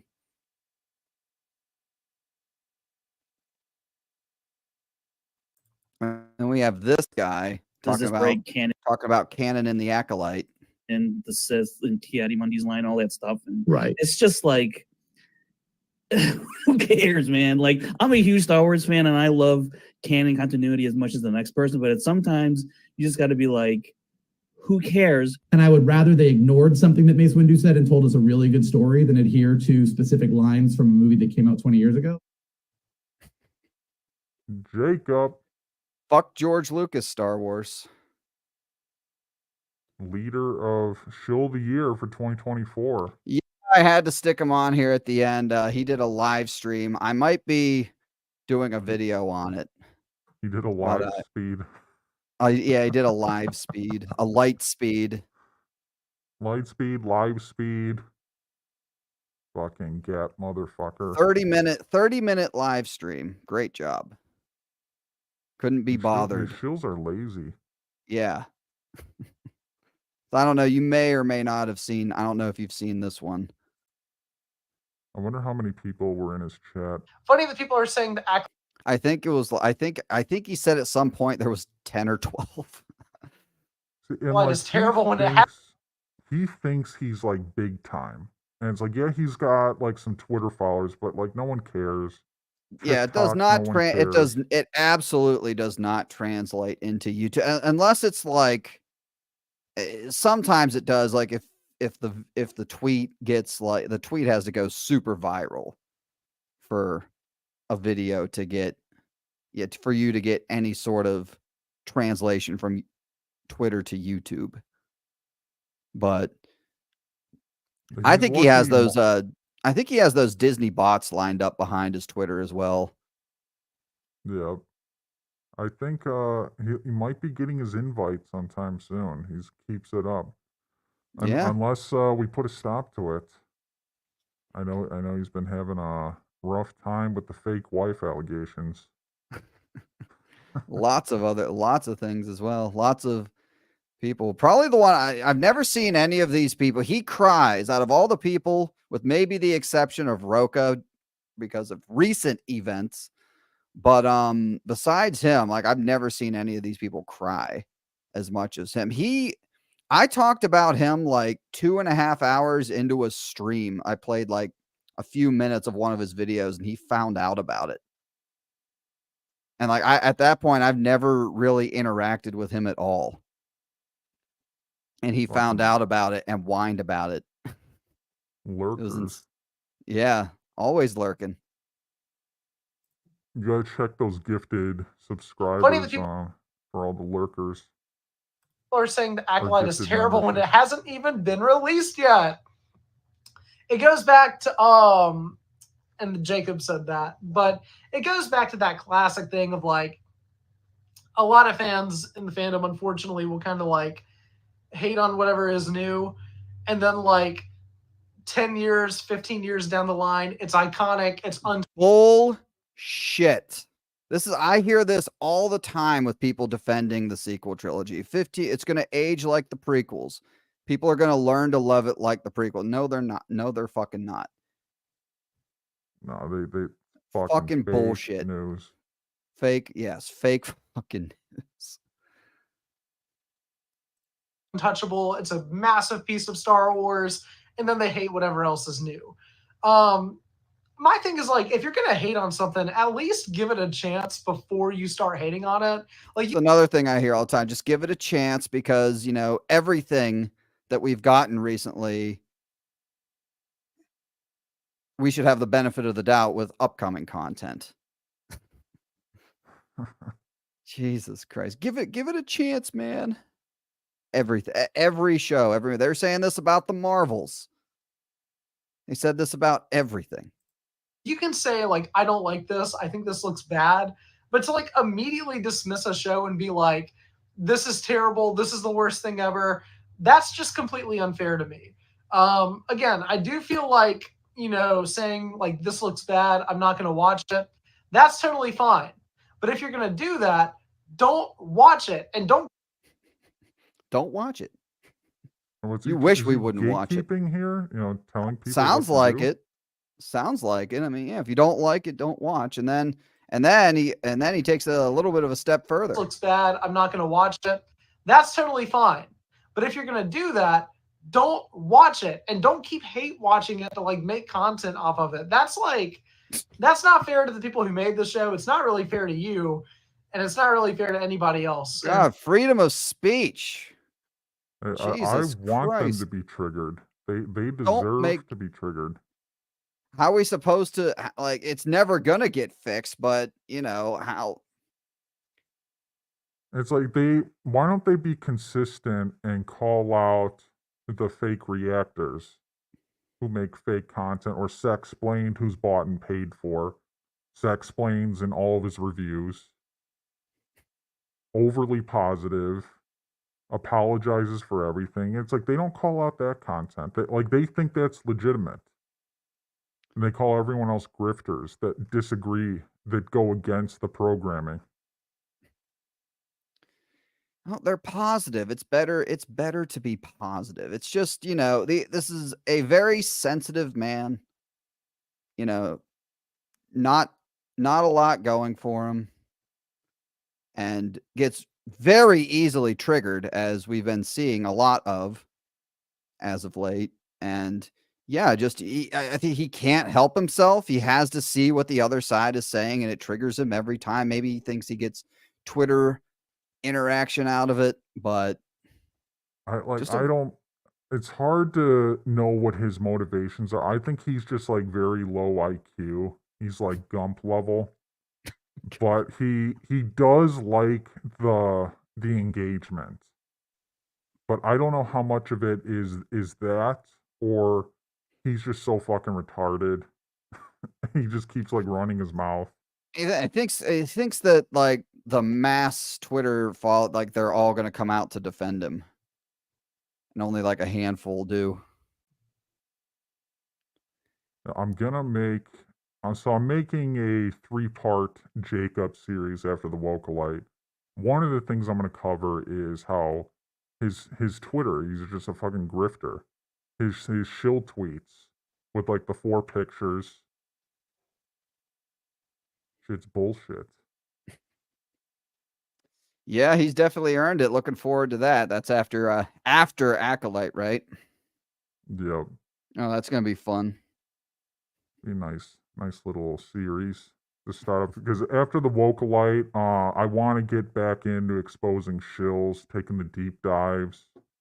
Because I got a long list of people to get to, like ATG Cast, Pete Fletzer. That's one. I wanted to get to Generation Tech. A lot of people have been requesting him. So, gonna be busy. The leader for shill of the year, though, is probably first and foremost. That should be. I'm sure he'll be crying about it on Twitter. I'm sure he'll be screenshotting it. The race is gonna get Playing the tighter 'cause victim. Sex Blaine is on his way to try to catch him, but I think Jacob is a lock to win it, but we'll see. He might quit his channel, be fucking crying.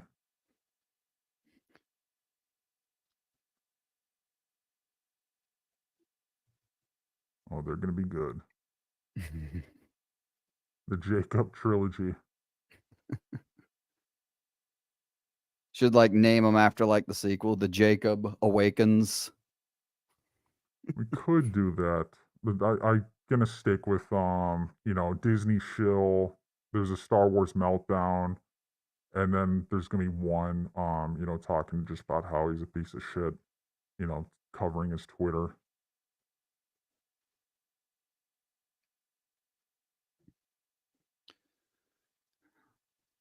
Should expose his terrible movies. Yeah, I remember stream, we reacted to some of his films on his old channel. He did and films? They're fucking bad. Short films. That sounds like fun. Oh, Poor guy. Oh. No, Yep, third he's a YouTube quitter. channel. Third He YouTube channel. We're gonna be a Star Wars positive YouTube channel. Good luck. This is like the 3rd or 4th channel he started. Yeah.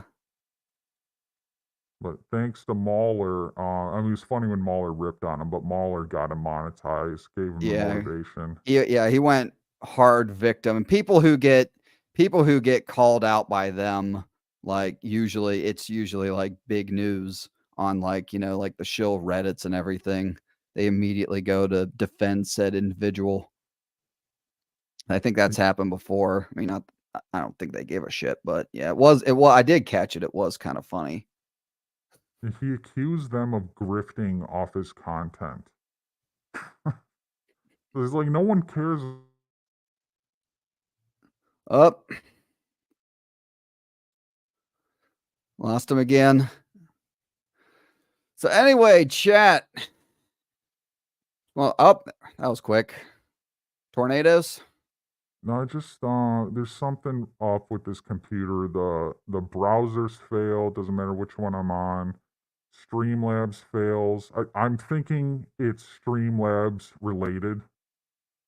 And when I did a test stream, I used that as the camera for Streamlabs. And so when I did a test stream, I had a whole bunch of shit open. I was feeling good about coming into today. Switched up my browser, but no. I think when I got all the people in the chat and everything, like something fucks up. It does that. My StreamYard, like whenever I play videos, I don't know if you have this, but whenever I do it full screen, it just does not play the video. So like I almost always have to do it in like small screen, which is really fucking annoying. I actually upgraded my internet in hopes of fixing that, and it didn't even fix it. Yeah, right now I got like nothing open. Usually I have YouTube Studio open. You know, that crashed. I don't have that open. It's still fucked up. So I don't know. Is the worst timing because we're doing Star Wars Celebration, and fucking annoying. All right. Well, that was the video. I think how was that timing? I tried to time it at about an hour. I think we went a little over an hour. Hopefully it wasn't too long. No, I think we're good. We got the next panel scheduled at, I believe, 7, but I don't think that's going to go an hour and a half. Then we got United Spaces Alliance on at 8:30. So if he's watching, it'd be cool if he came on earlier. Otherwise, I'm gonna have to throw some peanuts at people, keep them busy. Until then, but we'll see. Awesome. Yeah. Well, I guess we do have a real quick. I know you said I keep forgetting because I'm an hour ahead of you, so that'd be 8 for me. So, but yeah, so we do have a one little small announcement to make. I guess we should. You want to make that real quick, or I guess I can do the honors. So, those Yeah, of you can do you, it. yeah, for those of you who have been watching my stream on Wednesday nights and the members only streams, you'll know that I've been teasing a new guest host, or a new co-host rather, for Shill Watch Alongs.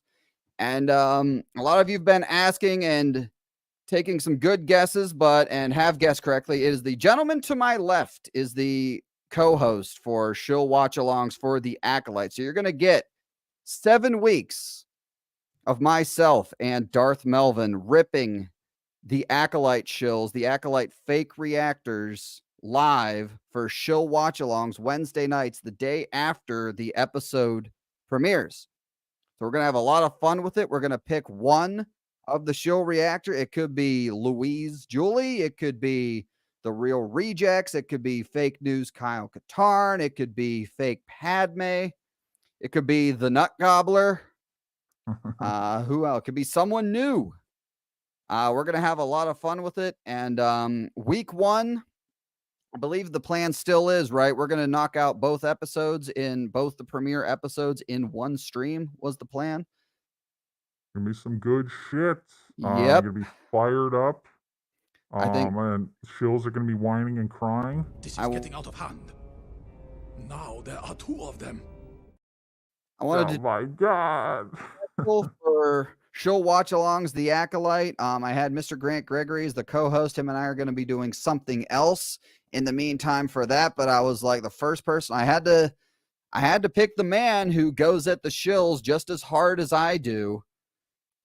And of course, the answer was Darth Melvin. So I knew he had to be the first person I asked, and he said yes. And I can't wait. That's going to be a week from this Wednesday. I'm expecting some big shit. I'm expecting record-breaking numbers on Grizzy's channel. I am as well. I'm expecting to be on the Salty Shills subreddit every week. A live stream, not only ripping the show, but ripping the people who like the show. Oh, they're gonna be crying their bitchy eyes out. So it's going down. It is, yes. Going down.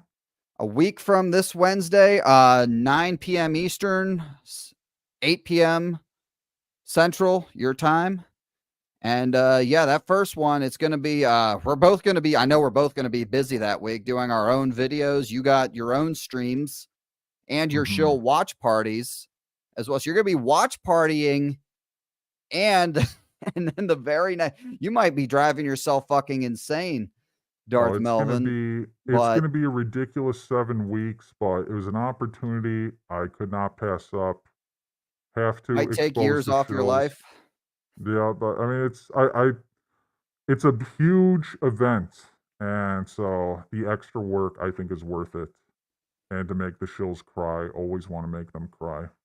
Absolutely. So yes, I'm expecting record numbers, like you said. I think we're really going to drive in. We're going to have a lot of fun with it, getting a special thumbnail made and everything. And yeah, we're going to be going really big with it. So I'm gonna officially announce that on Twitter as soon as I get out of here officially, so my people know. But yeah, this is the first I've officially mentioned it.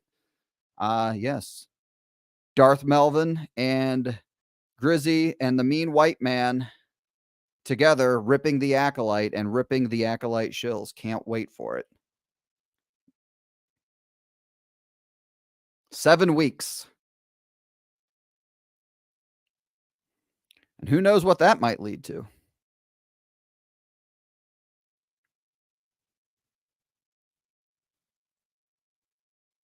Is Melvin frozen?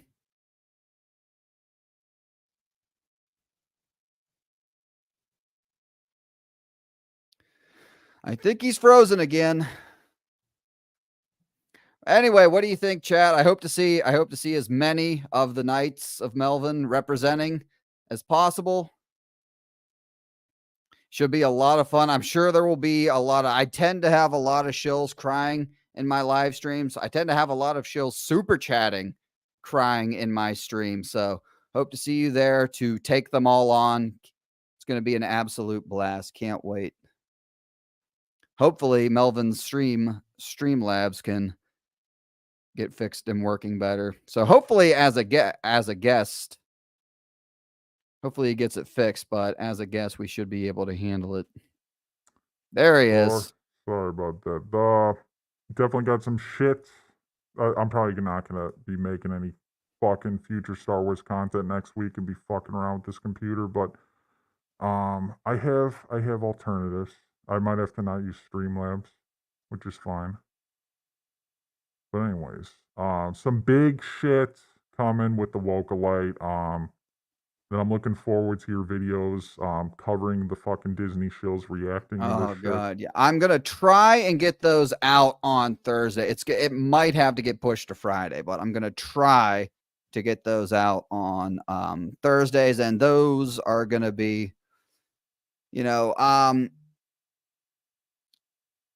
saving a lot of my pent up anger and frustrations over the Roka copyright strike issue, and saving it for that series. So I'm going to be going probably harder than I've ever gone on the Disney shills on the Acolyte. So can't wait for that. Some fun stuff, some fun comedy I have planned, and yeah, got to get to work on it. Should be some good fucking shit, and I know the shills are gonna whine and cry about it, and that's what we do. It's what we do best. Happening more and more and more now as they start to figure out who we are, and it's hilarious to watch. I think 100,000 subscribers. It's on the way. We just keep getting them mad. It's gonna happen. And they can't help themselves. They have to cry and they have to whine about it. Most of them. I had $10 in super chats last stream from a triggered fucking shill. He's got a Great. raging super chat. Oh yeah. Angry super chat. Triggered super chat. That's the way to do it. The lurkers are good for watch time. They just watch everything. Yep, look for stuff to clip, look for stuff to cancel you with. So hopefully, yes, we'll have to be a little bit, have to be careful with the I think we're good. I think I've gotten down pretty much the how much of people's videos to play. And we will be watching the entire video, not just the reaction. We'll be watching the intro, the reaction. We'll skip a little bit maybe on that first week, since we're going to try and keep it as short as possible, since we'll be doing 2 episodes, but we'll be watching the reaction, intro, and review portions, trying to catch everything they say. And luckily, I'll be compiling clips for the shills react to the Acolyte, so I'll know going in who shilled the most, so we can have the best content, the best shill of the week to rip on. So it should be a lot of fun. Should be fucking good. And might do some special requests for the chat as well. Let the chat pick a couple of weeks as well. So make sure you guys tune in. I'm looking forward to it. I just can't wait to see the disaster that the woke light is, and I just can't wait to see the mental gymnastics because it's just going to be popcorn worthy. Absolutely. It definitely fucking is. And like I saw some big movements on the channel with Kenobi, with Ahsoka, and I'm expecting some big shit with the local light. More people getting pissed off, coming to these channels, and getting red pilled about Disney Star Wars and these shills. Well, they can tell real content from fake content. Definitely. And it's gonna be fun. Yeah, I'm looking forward to some growth myself. Yeah, same thing. Kenobi. I actually started my channel on Kenobi, but yeah, Ahsoka. Yeah, my biggest growth was by far was on Ahsoka, and yeah, just Acolyte, Wokalite, gonna be a gold mine.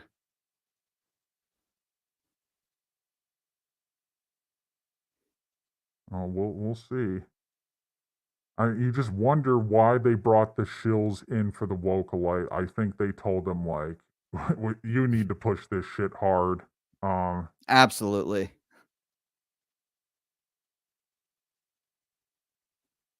I'm gonna be paying attention to see if they say like similar things in their videos as well, which they always do anyway, and they're already doing on Twitter. Yeah. But go by the script. Mm-hmm. So these dudes like Katarn and some of these others, they're gonna be like, yeah, they're knowing what's gonna happen before they watch the episode. So if he spits out his drink again, it's gonna be even more clear that it's fake. Yeah, he's definitely gonna up his game, I think. Fake news, Kyle Katarn.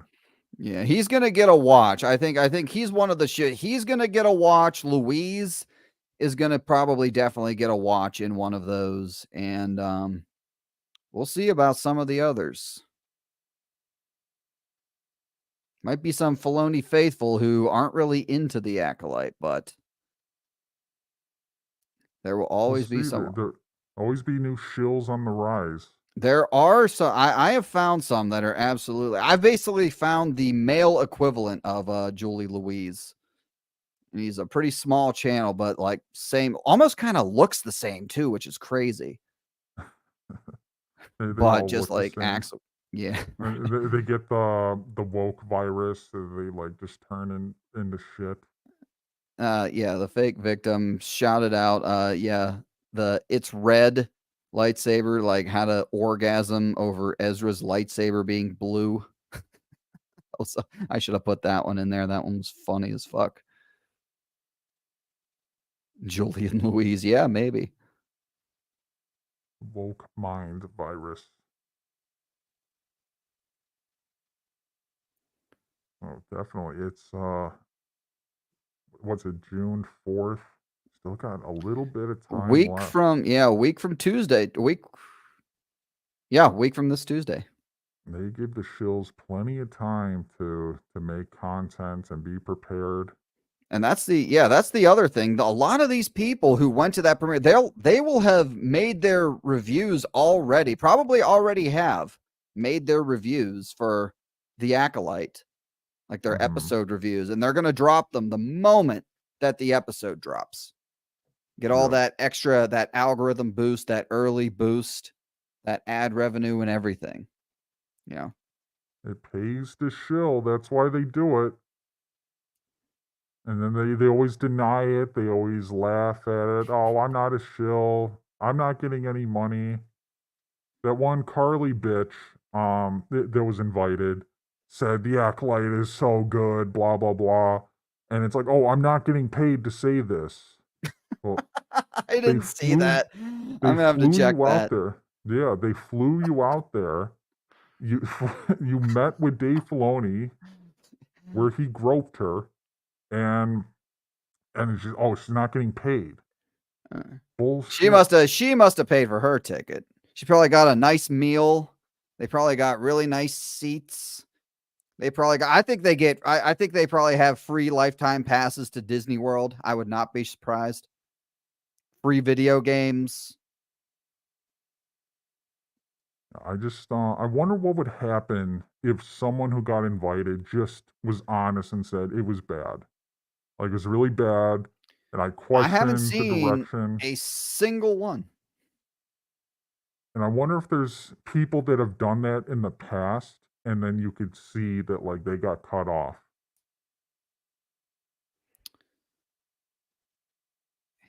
Be very interesting.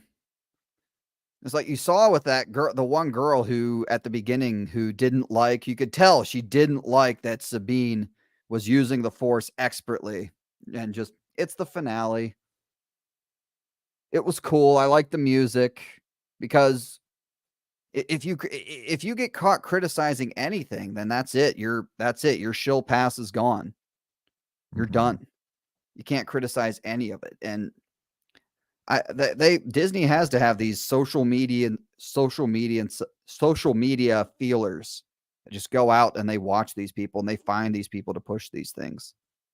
And this is who Disney is making Star Wars for. I say it all the time. This is who Disney is making Star Wars for. People like Jacob. People like Han Solo hater. Those are the men. That's how men should act according to them. It's men like that. Definitely. Support the women.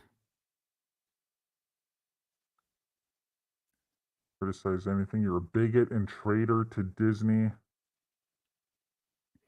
And what really pisses, something I've begun to notice as I listen to some of these people is like, you and I get bigger and bigger. And like, I read what they say on the subreddits and everything, is that the fact that we enjoy ripping this shit more, or we have more fun ripping this shit than they have enjoying it and being a fan of it, like, triggers the fuck out of them. Absolutely. Soy Boys. Oh, yes, Soy Boys I hope as we well. cover them. I forget which Soy Boy number 1, 2, or 3 blocked me, but one of them did. Left to right, Soy number 1, 2, and 3. Hector, Augustine's the right. I even know their names. I forget the dude in the middle's name. They always say each other's name. Those guys worked on the Transformers movies. Oh yeah. Yeah. I guess that's where Soy number 2 and 3 met, I think. That might explain why they went on strike. Because they gotta fucking support me. Yeah, a lot of these people have access to Hollywood.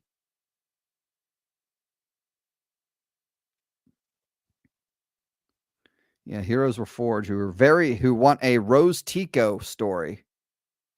Oh God.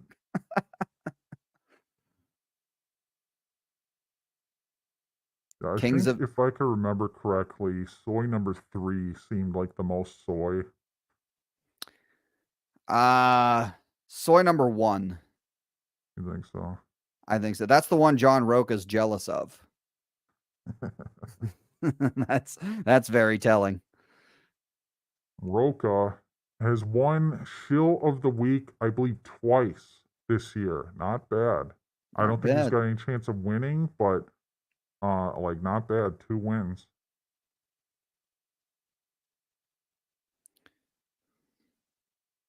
Raging Rhino in What's up, Raging Rhino? Join me for Shill Watch-Alongs The Rise of Skywalker, by the way. Had a lot of fun with that one. He raged out a little bit for obvious reasons. I always like Rhino's breakdowns and take on Star Wars and ripping apart Filoni.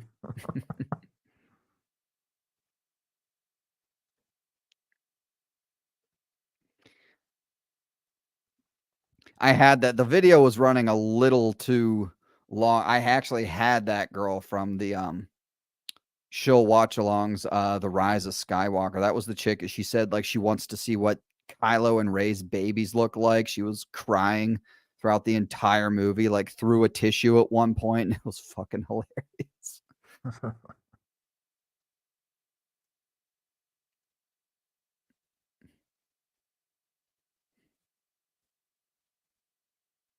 Rocco was robbed for Shield the Week a couple times this year, Knights of Melvin.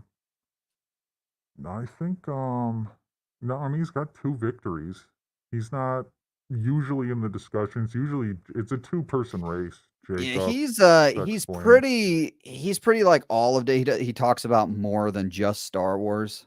So he has that Star Wars show, and he got really pissed when I pointed out that he gets no views on his videos, and that our videos ripping on him get a lot more. No, yeah, like they have all these subscribers, but I mean, if there's no views, there's no live viewers, not really much super chats. Like you can't like strut around like you're a fucking big shot. Yeah. And that's what Apparently they he do. gets mad and goes off on his chat too a few times. I've heard people, I haven't personally seen one. I've been keeping my eye out for it, but I've had people tell me in my chat that he apparently like sometimes if they donate $2, he gets pissed. What a fucking loser. I know, right? Like when he had the Charmin obeyed Chinoy meltdown, it was actually in response to a woman in the chat criticizing what Charmin obeyed Chinoy said, which was even funnier. And then he told her to reach in her pants and grab her ball. No, I have not seen this. I think I heard it's like 4 hours long. I don't know if I'll be watching that. That chick got EFAP'd once before, and I think she tried to like take down their stream while they were doing it or something. But yeah, she like hardly ever, she gets like millions of views, but And then she wasn't doesn't she upload very invited? often. What, Wasn't isn't she a shill and got invited to it? I think I'm she like- is. She's a big Last Jedi fan. So I'm like really not interested in her take on it. Like it just Yeah. seems like an attempt to get views. And like, you know, maybe it's like the video's not bad, but I'm just really not interested. She 'cause has it's though. a I think shill. Drunk 3PO covered the whole thing. I saw the video like recommended to me, and it had over 1 million views at the time. So, and she hardly I ever would- uploads. She uploads like once or twice a year. I would check out his reaction to it because, you know, he was huge covering the Shill Cruiser Hotel. But, you know, like going to her channel, no thanks. Yeah, she has a giant porg in her background still. Raging Rhino, $3. Here's $3 to piss off Roca. Thank you for that. Then we had Emperor Milk became a YouTube member. I believe it was Sith Warrior. Kingsglaive Jedi Noctis, YouTube member. I don't have my fucking studio open, so I can't see what member level it is. Glenn Bush gifted 1 Knights of Melvin membership. And Raul for $1. Thank you for the super chat. And then we had Devious Lord gifted 5 fucking Knights of Melvin memberships. Can we get a Josh? Let's go.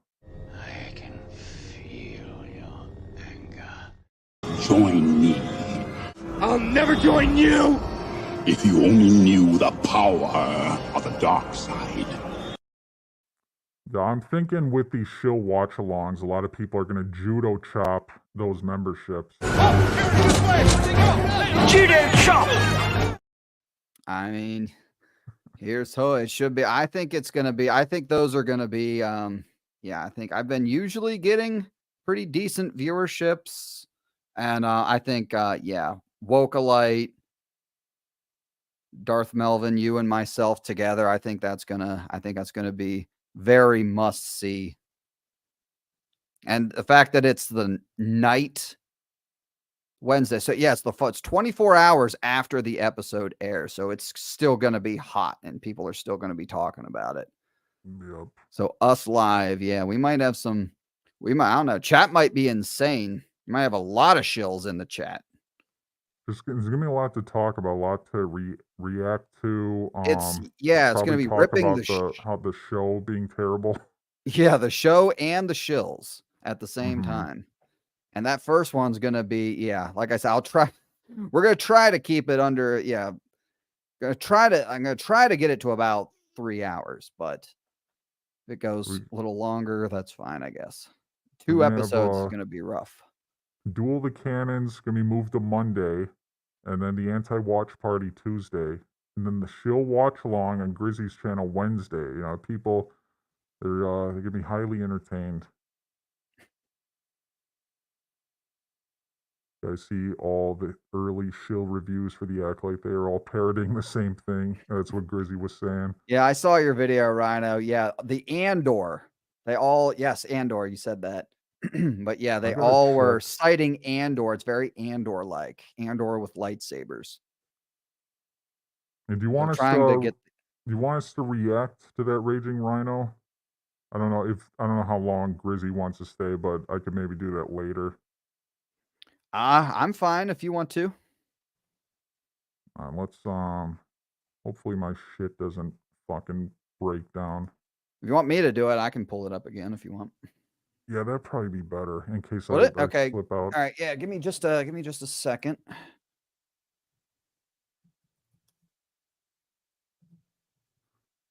Oh shit. Hang on. This is my channel. Okay. I got him confused. My backup.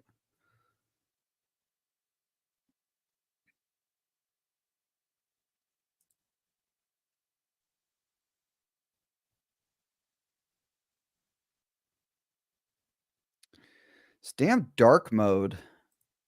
I can't see anything on my Chrome dark mode, so I had to turn it on light mode so I can see, and then when the video starts, turn it back on dark. There it is.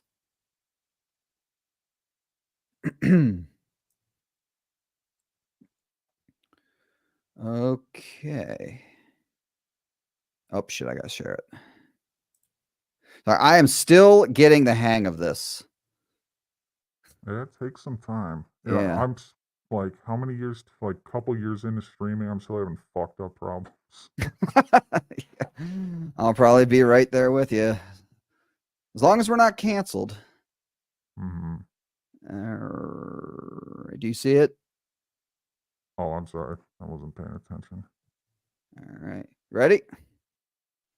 All right.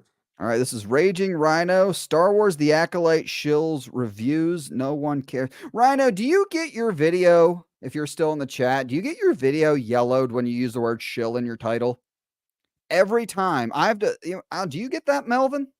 It's happened before. They I have to haven't been spell- fucking with my channel lately, but there was a period where they kept fucking with like every video. Every time. I have to spell shill, S-H-I, capital I, on my videos. If I spell Really? shill, they turn it yellow. It's like you do the manual review, and then it takes like 2 or 3 days for a Yeah. bot to fucking answer. I've had times where I'm just like, fuck it, I'm releasing the video because it's like I'm addicted to like releasing the videos. Yeah, I do that. I don't wait. If I have a video, I put it up. I don't wait for it. But yeah, like mess around. If that ever happens, mess around with the title and like it'll green it. I noticed Oh, that. really? Mm-hmm. Like I changed, so I do like, I'll title like Disney Star Wars shills react to the Acolyte trailer. I'll change shill to fan. Disney Star Wars fans react to the Acolyte trailer. Green. Yellow to green. It's really like their system. It's like they've made shill like I don't know if the computer reads it. Yeah, just like a banned word. Sometimes it works. But yeah, it's really weird. The last video I did on the photo, the one similar to the video you did, the shills meeting Filoni in Headland. That one didn't get it, but yeah, whenever I do these compilations, the shills react every single time now. But this is all right. Yep, Raging Rhino, Star Wars, the Acolyte shill reviews. No one cares.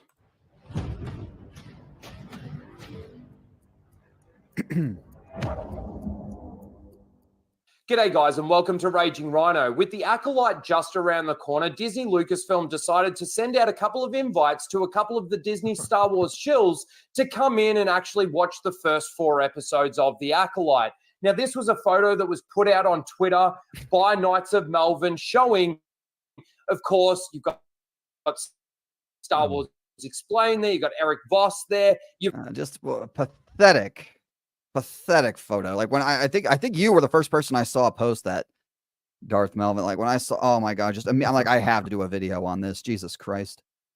Like it's everything I've been saying. You've been saying as well for years, and then here it is right in your face. Right there. Yep. Not even hiding it. Mm-hmm. I'm looking forward to that sex plane vlog because there might be more people that were there that we don't know of. Yes, they had like a minute and a half, like they had like a minute and a half preview of it. But yeah, I might do something on that as well, or maybe watch it on stream. I don't know. But yeah, God. by Knights of Melvin, showing, of course, you've got Star Wars Explained there, you've got Eric Voss there, you've got the fake Kyle Katarn there. These are all Disney Star Wars shills that sit there and give fake reactions and clap and laugh and cry at all this Disney Star Wars garbage. Spit their drinks out. That they're actually releasing. But of course, they got to watch the first 4 episodes and they can't put out these reviews the way that they would like to. They've got to really talk broadly about it. But I wanted to just go over a couple of those that we've actually seen so far on Twitter. And I'm just curious to see what you guys see in regards to what they're actually talking about. So here's one here. The Acolyte is a Force-sensitive version of Andor. The cast is stellar. The writing of each episode is jam-packed. Practical sets and amazing costumes, as well as SFX work, makes every location feel lived. So they, them. I just noticed. So we already know that this is going to be overly positive. Location feel lived in while having an emotional through line to keep it focused. So there's just one. Let's take a look at this next one. The Acolyte gives me the vibes of Andor, but with lightsabers. Fantastic fight choreo and weird creatures. I love when Star Wars is weird. Perfectly encapsulates the feeling the original trilogy gave me as a kid, while also feeling fresh, new, and inviting. Bullshit. Original trilogy, my ass. Love when Star Wars is weird. Is that the romances? Did you hear about there's like a lesbian sex scene in this or something? Well, they did hire the sex coordinator, so it wouldn't surprise me. And then Leslie Headland's a total lesbian. Yeah. I don't know if that's appropriate for Communist Plus. I don't know. They're gonna have they're doing Deadpool and Wolverine. Maybe they're sliding into, the first chance they get to do adult content in Star Wars, they're gonna do it. Inviting. Here's another one. Admitting that Andor has been my only recent Star Wars series love, so happy to report that I really enjoyed the first few episodes of The Acolyte. No barrier to enter, a refreshing lack of reliance on member berries, and a generally intriguing mystery. Excellent cast all round. Let's take a look at another one. Rhino says he's also curious of how many people actually got to watch these first 4 episodes. I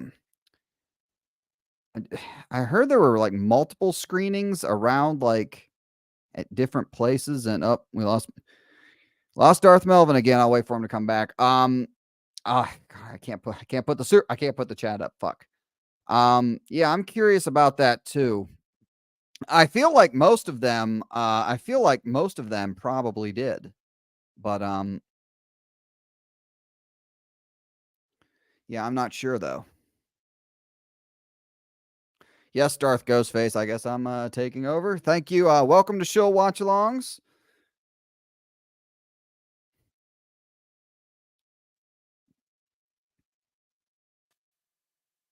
There he is. We're back. We're back. All right. Did you miss anything? You need me to go back a little, or are you good? No, we're good. Okay. I think yeah, okay. Acolyte episodes 1 through 4 are Star Wars Holocron. Yeah, great. Very reliable source.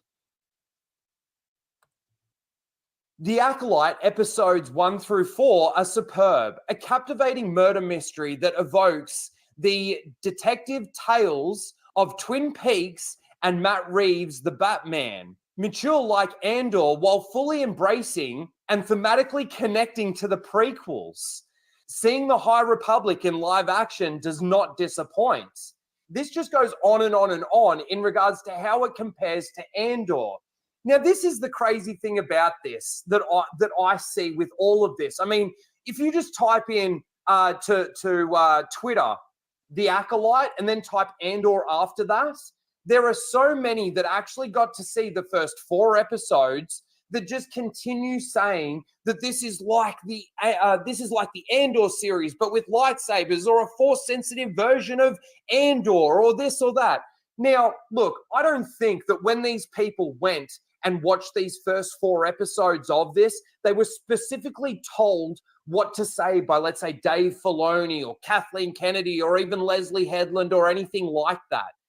But it's almost like subliminal messaging, right? When they come up on stage and they're like, oh, we're going to show you the first 4 episodes of the Acolyte series. And look, we think that it's a lot like the Andor series. It's got those connections, but it's like Force-sensitive version. Or it's like Andor with lightsabers. It's so interesting that all these people that have actually seen the first 4 episodes parrot the same talking points. Yep. It's almost like they don't have a brain and they can't think of what to say without spoiling it for themselves. I think I agree with what you said. I also think it could be possible that they handed them a notebook or a checklist or something, a piece of paper, like, hey, hit these points in your reviews, hit these points in your reaction, hit them hard. I also think that's a possibility as well. Definitely.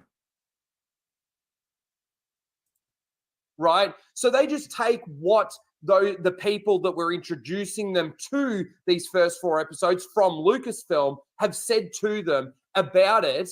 And, you know, let's say, take, for example, Dave Filoni comes out and he goes, like, he's giving his spiel in regards to what the Acolyte is.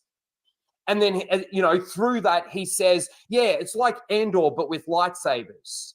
And then you get Leslie Headland coming out, and she's like, she talks about everything to do with it. But she happens to say that it's like a Force-sensitive version of Andor. It's just so funny that when you just look at...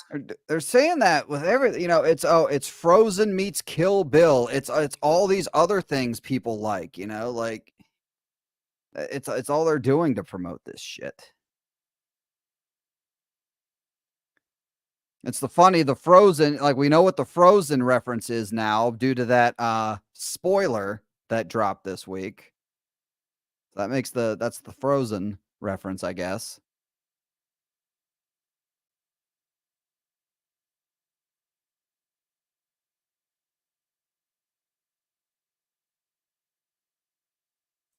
What these people have said that have actually seen this series so far have to say about the Acolyte, it's like you've read them all. You could read one, just one, and you've read every single person that's seen this series or seen these first 4 episodes. You know exactly what their review has to say as well, because it's exactly the same. The thing is also too, I don't know how this is supposed to actually get people hyped. Nobody watched Andor. The ratings for Andor were shit house. And the funny thing about that too, I was gonna say is that it is probably the best out of everything that they've done. I've got massive problems with Andor, especially when it comes to the jangling keys and the nostalgia bait and stuff that they threw on the screen, and the problem with the characters that are actually there, and also the characters that aren't there, like Bail Organa. I have a lot of Andor fans actually in my subscribers, Melvin. They're cool. They're cool though. They don't. I tell them all the time. I was like, I don't like, and then they're cool with it. So they're cool. I'm cool. But yeah, I don't get it. I got a lot of people raging in my Andor reviews during that time. It was a rough Those were time those were 'cause- probably my worst. Those were like my worst Chills React that I ever did. Like views and like versus dislike. Absolutely. But we knocked it out. It is amazing that they're really hitting Andor hard though, because I think it's like the one show that even like some on our side or kind of on our side, lean our side, kind of liked. So they're really hitting that point home. Trying to get the fence riders, perhaps. Characters that aren't there, like Bail Organa. So I don't know how this narrative of the Acolyte being a Force-sensitive version of Andor is supposed to get anybody excited for it. The only people that are actually getting excited for anything new coming out from Disney Star Wars are those new modern audience Disney Star Wars idiots that a lot of them have pronouns in their bios or they ship characters or whatever the case may be. And it's absolutely a joke. You cannot take the reviews that have been coming out from the people that have seen the first 4 episodes of face value. You can't take what they say as their legitimate thoughts on it. Why does Disney trust them enough to invite them? Because they know what they're going to get. So we've all got to wait and see. These people have already got probably the majority of their first 4 episode videos ready to go. But at the end of the day, these are all the Disney Star Wars shills, the Disney Star Wars seals that sit there and literally clap their hands when they see a lightsaber or when somebody said something that references something else or any of these types of things. So realistically, when it comes down to all of these people that have seen the first 4 episodes, don't listen to what they have to say. If you feel like you want to watch it and find out for yourself, go for it. I will say, though, there's a lot of people out there that have just tuned out and they're not coming back. And especially with the way that they've advertised this through Star Wars Celebration with, it's a strong female character. Yes, yes, queen. And then, you got Leslie Edlin talking about how it's going to project her queer identity into this show and all of the garbage that comes out. Stagpuss, Leslie Headland, former Harvey Weinstein personal assistant. Don't say that. They do not want to talk about immediate block. Immediate. They get so mad when you say that too. It's hilarious. They have nothing to say. But I just thought that it was very interesting that the majority of the reviews that are coming out from the people that have seen the first 4 episodes are all parroting the same line, that the Acolyte is the Force-sensitive version of Andor. Whoop-de-doo. No one cares because nobody cared about Andor, and Andor, in my opinion, is another shit Disney Star Wars Plus series. Anyway, that's my thought on this. Let me know your thoughts about all of this in the comments below. Please don't forget to like, share, and subscribe, and we'll see ya for the reviews of The Acolyte. All right. I'll be looking forward to his reviews over at Raging Rhino. Yeah. And I'll be watching his reactions as well. He better not be shilling, or I will catch it. Oh, definitely. He made it in The Mandalorian once, if you recall. He did a seal clap, and I caught it.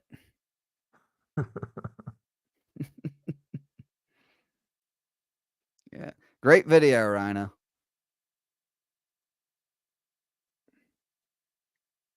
What's up, Darth? I'm a terrible fucking reader. Autisticus?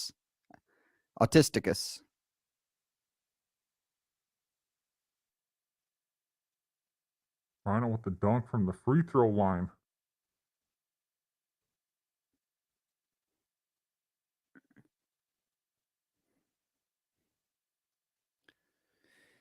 So Well, if at any point you need me to bop out, just let me know. No, with next one I got scheduled is at 8:30. Oh, I okay. was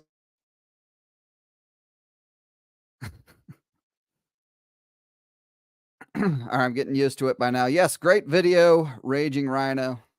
Can't wait to see your casual Sorry, rages covering the Acolyte as well. So make sure you guys check those out. Andy's back.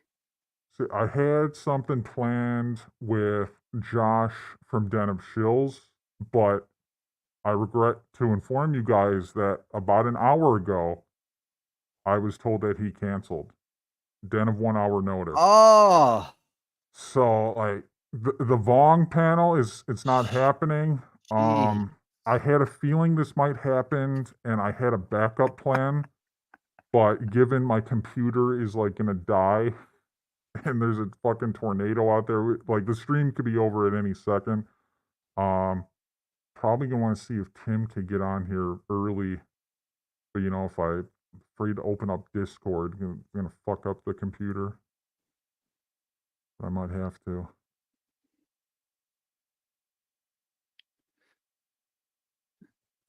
Yeah, Josh from Den of Shills, he's gonna come on, talk about the Vong. see, why can't he like get invited to like the see? I'd have had some respect for him if he got invited to meet Filoni in Headland and canceled that with 1 hour notice.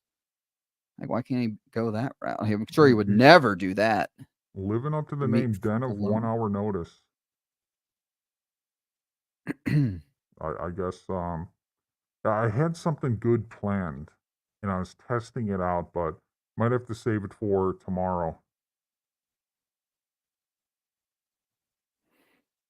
Well, whatever you need. If you need me to run interference for you while you get some stuff set up, I can do that. Or yeah, if you need me to go, just let me know. No problem at all.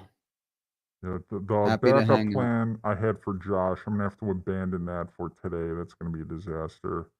But I'm gonna give Tim the link right now and see if he's ready. It might fuck up the computer. We'll see. I literally have like one window open. So I think it's a Streamlabs. It's probably not the thing. internet then. Mm-hmm. So yeah. It was working fine when I was doing the test stream, but now we got all the people in here, now it's all fucked up. Yeah, I don't know. So- Mine's been yeah, but I'm the guest, so I don't know. It probably does. It's probably not running as bad for me, but everything's been going okay, decently on my end. So I'm gonna look into just not use Streamlabs as the webcam. Probably tomorrow. Yeah. And I'm hoping things will run better. I don't use Streamlabs at all. See, I do because I can switch off. Shit like that. That's why I Nice. like it. Yeah, you can put like overlays and stuff. All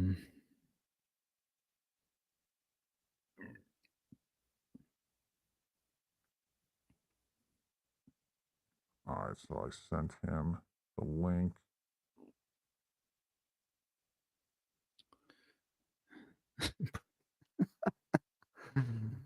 That name made me laugh. So we're here celebrating real Star Wars. And Grizzy came on here to celebrate real Star Wars. Oh yeah. Talked about some shills. I caught your I caught part of your community the community stream yesterday. What did I didn't hear when you got to yours. What was your favorite Star Wars movie? It was The Empire Strikes Back. Nice. Because it's part of the originals. I just think it's more entertaining than A New Hope. And I think Return of the Jedi, which the Emperor stuff is probably my favorite of like all Star Wars, but the movie, I love the beginning, but I think compared to The Empire Strikes Back, the middle is lacking a little bit, and where the Empire is consistent. Uh-huh. And just A New Hope is good, but like the Andor fans say, I like the lightsabers. Yeah. Right. And like that duel with with Luke and Vader is just it's S tier. Yeah. You know, fucking good shit. Mm-hmm. But I would, if you know, like the prequels just still kind of seem like new movies to me. I don't know, it's kind of weird because like they've been out for so long. Yeah. And so I would rather like probably watch Revenge of the Sith, you know, if I just had to like turn on a movie to watch. But you know, I'm like judging it based on like the Academy Awards of Star Wars. Go Empire. Mm-hmm. Yeah, the prequels, like I'm mostly positive on the prequels, especially Revenge of the Sith. But I mean, yeah, it's like I have the same tier. I think you have good and bad. George Lucas good, Disney bad, and it's pretty much that simple. Yeah, I have a hard time ranking the six because it's just like I just like all six of them. Yeah, And if I was gonna put like, I if I was gonna put probably the, could, but like there's some that I like more than others. But you know, it's George's vision, it's George's story, and I appreciate the whole story, not the fake story. Love the prequel trilogy. I always talk about the prequels on this channel. And some people didn't like it and they just kind of like gave up on it there. Well, Stuckman, I didn't include it in the video, but he also said that it was the fans and their hatred of the prequels that drove him to sell to Disney. And I've heard a lot of them make that fucking point. Even though Revenge of the Sith was fairly well received. Yeah, I wanted to see, I would have loved to see like an 8-hour cut of Revenge of the Sith or some shit. There was one, wasn't there? Wasn't there like a 4-hour cut or a 5-hour cut? The opening, I think the a 4 opening hour. was like, wasn't it like an hour and a half long or something? I think I've heard when they rescue Palpatine. I've heard that somewhere that it might have been on the DVD commentary that it was originally like over an hour long, the rescue. And there was like a bunch that of shit's good in Yeah. theaters for sure. Yeah. I'd love to see that as well. The fucking Dooku fight in Revenge of the Sith. You know, like I wanted to see more of that in Star Wars, not like Andor, not Din Djarin.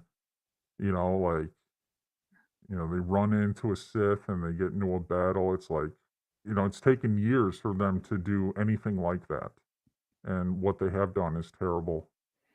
And we're about to get more terrible. Well, no, remember, we're going to get a top tier lightsaber battle topping the Maul fight in The Acolyte. Now that's coming. I can't wait to see that disaster.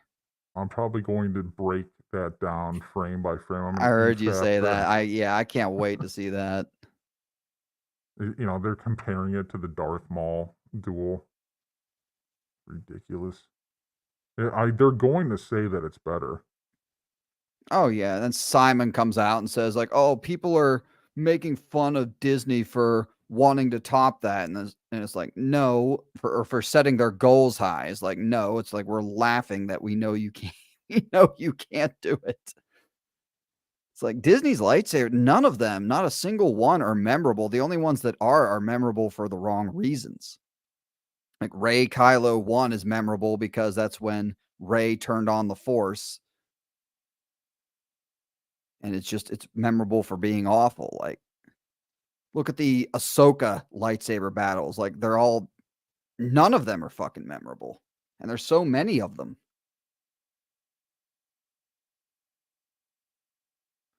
Nothing will top Luke versus Vader lightsaber duel in Return of the Jedi.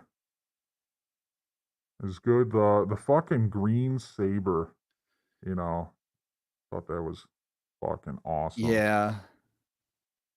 Like, oh man, I just hit the Vong Bong with the Return of the Jedi. He's got a green saber, man. Wow. I'd have to think hard on my favorite lightsaber battle is in real Star Wars. Like that's a tough one. I really like it's tough.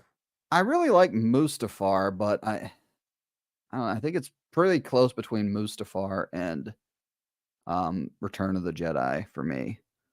Pretty close between those two.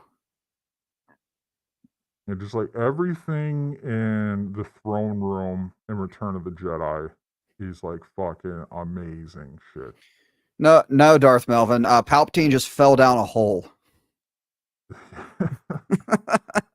That's all that happened. Palpatine fell down a hole, and then the Empire was defeated.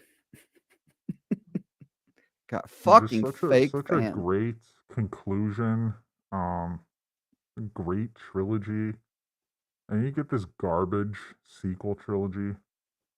Like it's fake Star Wars. It's not even Star Wars. 3 different visions in 3 different movies, 3 different stories, raised 3 different people. Basically just replacing Luke Skywalker with Rey.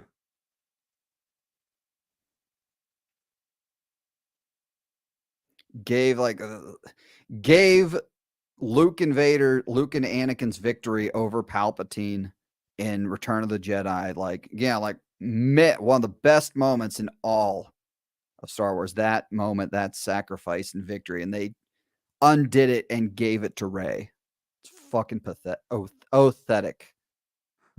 Since I'm here. Yeah, I think we probably use the term pathetic too much.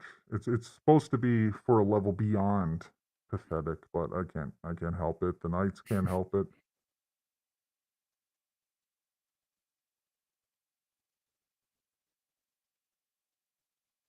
Prefer the original Return of the Jedi ending, not the special edition. I prefer the song in the special edition.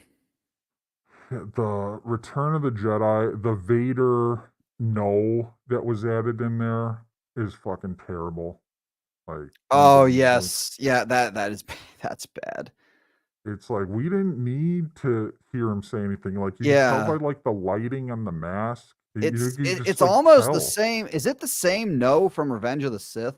It's like pretty much. Yeah. No. The worst part is it sounded really corny too. Just no. It doesn't sound like the way he normally sounds. and, maybe I would have preferred him saying it just once, like no, and then just turns and throws Palpatine down. But the first one I thought would have been okay. But yeah, I'm fine with him saying nothing at all. And so the worst part is on Communist Plus, they have the special editions. And so people that are new to Star Wars, they're seeing that shit. They're seeing the special edition. That's terrible. Yeah. And like Luke screaming when he gets when he jumps off the ledge on an Empire, that was an add-in. And like that's actually the Emperor screaming. Did you know that? Is it? Yeah, I think it's the same scream as the Emperor falling in Return of the Jedi, or it's like a doctored version of it. I believe I heard that. I believe that's the case. The Vader no made in 2011 Blu-ray Return of the Jedi was awful. It's like, why are you fucking touching the movies and fucking up something like that? Yeah. You know, the I'd have been New fine Hope, with that. I'd have been fine without the young Anakin at the end, because that just gave Disney the excuse they need to to fucking bring Hayden back and everything now. Like, god damn, just leave him as old Anakin. Yeah, it's just it's unfortunate that those are out there. I don't even like really acknowledge them, really think about Yeah, that. the one I grew up with the most was the 1998, the VHS, the first one, and then that was pretty all right. That was before they went. That was the one I grew up. I had the 1998 edition VHS tapes, and then I watched those all the time. Those were the ones that I watched. Really excited to go see The Phantom Menace as a kid. That was my first theater Star Wars movie. Yep. And, people didn't like it. I thought it was good. I couldn't stand Jar Jar. I couldn't stand him even as a 10-year-old kid. Even as a 10-year-old kid, I remember introducing a friend of mine to Star Wars, and then like when Jar Jar came on, just getting like so like, oh god. It's like I thought it was like a childish character, but Mm-hmm. you know, I like it didn't really bother me. Yeah. I couldn't stand him. I couldn't. I'll take him over Ray. I'll take a Jar Jar movie over a Ray movie. Absolutely, because I could probably get some laughs out of it. But yeah, I'm I sick could. of Ahmed Best in the news, like, you know, trying to get himself back in Disney Star Wars. Yeah, he get his wants like a fucking whole show for that Mando Jedi that he played, doesn't he? Like a I whole think so. story. Yeah. Like, who the fuck cares? Oh, they went nuts for that. The fucking shills did.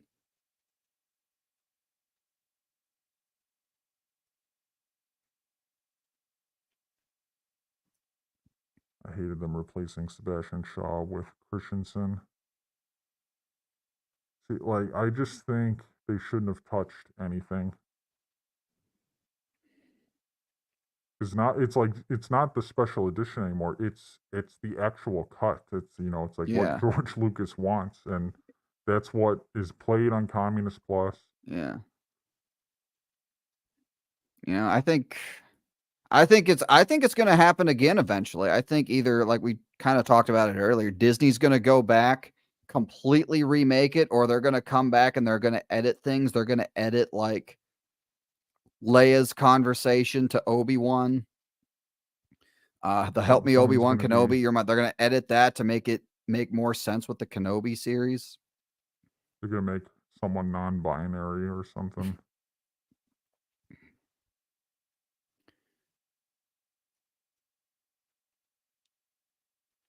I mean, this world between worlds shit, I mean, they can bring anybody in anywhere now. I think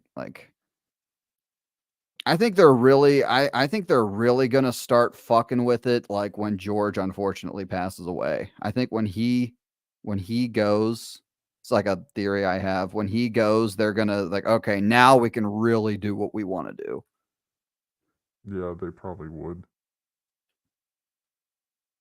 Depends where they're at. You know, are they going to still be losing money? I mean, how much longer can they keep this going? Until the shills quit shilling, which I don't see that stopping anytime soon.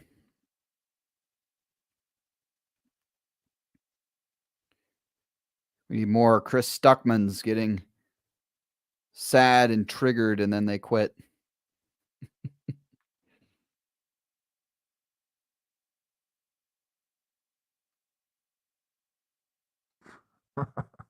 Yeah, they'll do that. Recast Mark Hamill with Zendaya. You know, they got a lot of what they need. They have Hayden to play Vader. They have a young Han. They have the Han Solo and Lando from the Han Solo movie. They have Ewan McGregor to play Obi-Wan. They have just about everything they would need except for a Luke and a Leia. Characters wise.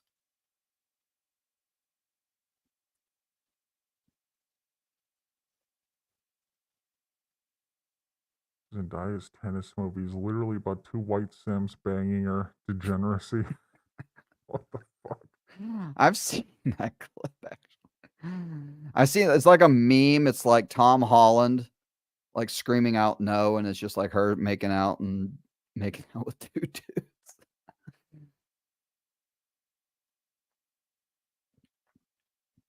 Did you see Stuckman's Madam Web review? No, I didn't. Oh, it's hilarious. I did a video on it. Did real? I guess like yeah. If he ever starts talking about Star Wars, do a video or two on him. You can get a lot of views ripping on him. Like my video ripping on him for his Madam Web review. He just like refused to cover it. Basically said like I'm not going to be negative.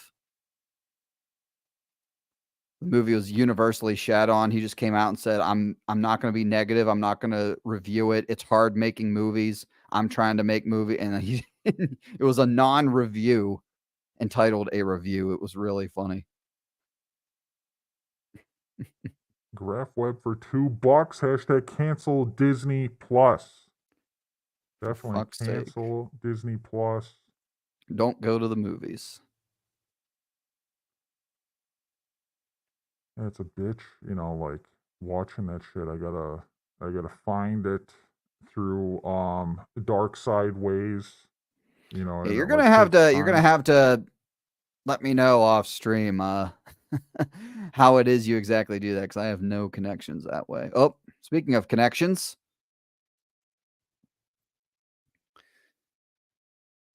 Yes, Sydney Sweeney's, but yes, Madam Web, absolutely. I agree with you. Rampager Ren. Yeah, I could Any- reveal the secrets. Yes, of- definitely. I vadered again. I don't like this. Stream vadered. I'm pretty sure it's Streamlabs. Gonna probably keep doing it. Yeah. Any luck on that? Let's go. I've been too busy to look for it. You know, I like always talk about it on the I mean, streams. I have a million let's goes from my fucking shit. I got an over a buy. I have too many of them to know what to do with, but yeah. Hope you can find that one. I would say, I don't know, maybe focus on the, you said Ahsoka, maybe focus on the Anakin episode. Yeah, maybe I'll have some time this week. You know, I think I'm gonna take it light and try to fix some tech issues and just get ready for the 7 weeks. 7 weeks.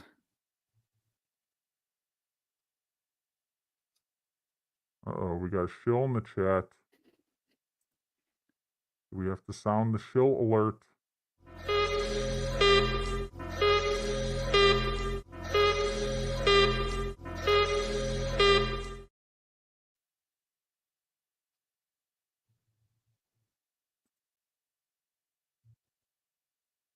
I don't know, I think some people just like to hear the shill alert.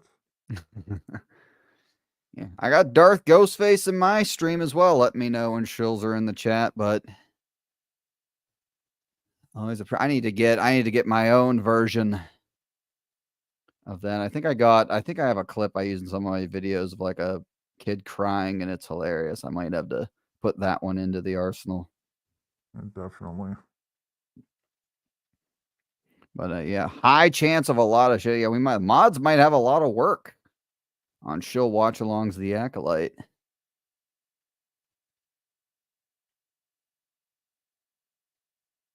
Should be good. I think the numbers, the ratings, gonna go through the roof. I think the saltier than shill subreddits are gonna cry about it. I think the crybabies on Twitter are gonna be fucking pissed off. Worst fucking nightmare. The rule of 2. And we're gonna get Darth Melvin unfiltered on Grizzy's channel, roasting these shills. Yep, they all get yellowed anyway, so have at it. Every single, I have one stream that is fully monetized of all the streams I've done, Really? even the members only ones. See, maybe it is the shills in the title. Because it but is they called were- shill watch alongs, yeah. Do you enable ads like within the stream? Yes. Okay, because ever since I started doing that, there was like a new feature they I- put out. They stopped yeah. fucking with me. I did that once. The first one, the only one was the first time I did that, and then it allowed it. And then ever since then, still nah.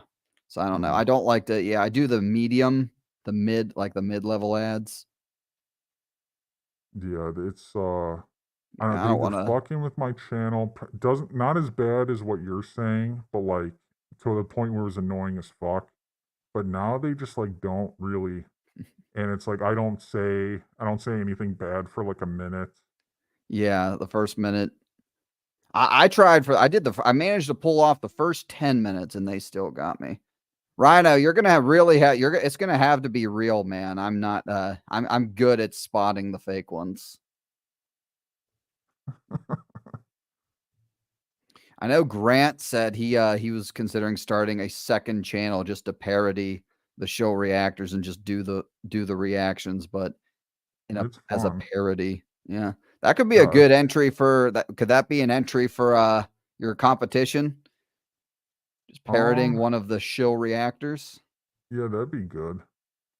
You know, it would have to be, I mean, it's supposed to be dark side themed, supposed to be related to the tournament, but, like an addition like that could work. You got to hit all the shillisms. You got to shout the names out of things. If there's a lightsaber, you got to scream out what the color is and get really excited.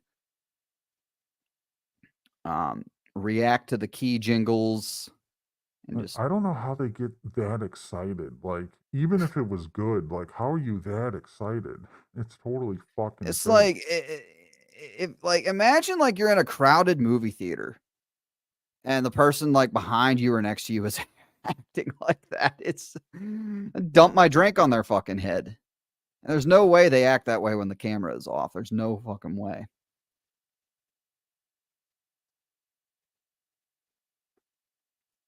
Shilgasm.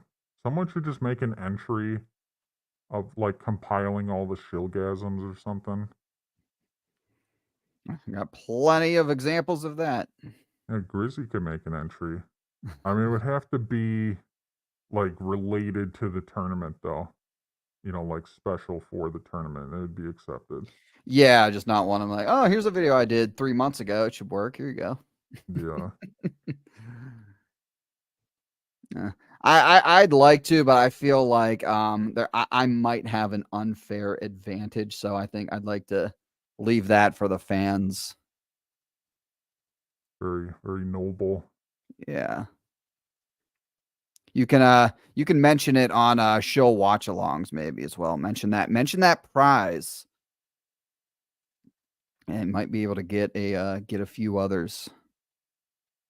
I was hoping I'd get a little more buzz with that, but the problem is I'm not going to do anything with the Wokalite. I got to focus on that. Oh, yeah. So I'll probably start talking about it more as it approaches. But I don't know. I mean, if it's a flop and we only get a couple entries, it is what it is. We could always do it again next year. Yeah, maybe like give it like one more go, like after the Acolyte. Just say, like, hey, we got a week or two left that way, because I know, you and I are both, we're gonna get a lot. I think we're gonna grow quite handedly with this Acolyte bullshit. I mean, I've gotten quite a bit from just the trailers, personally. Mm-hmm.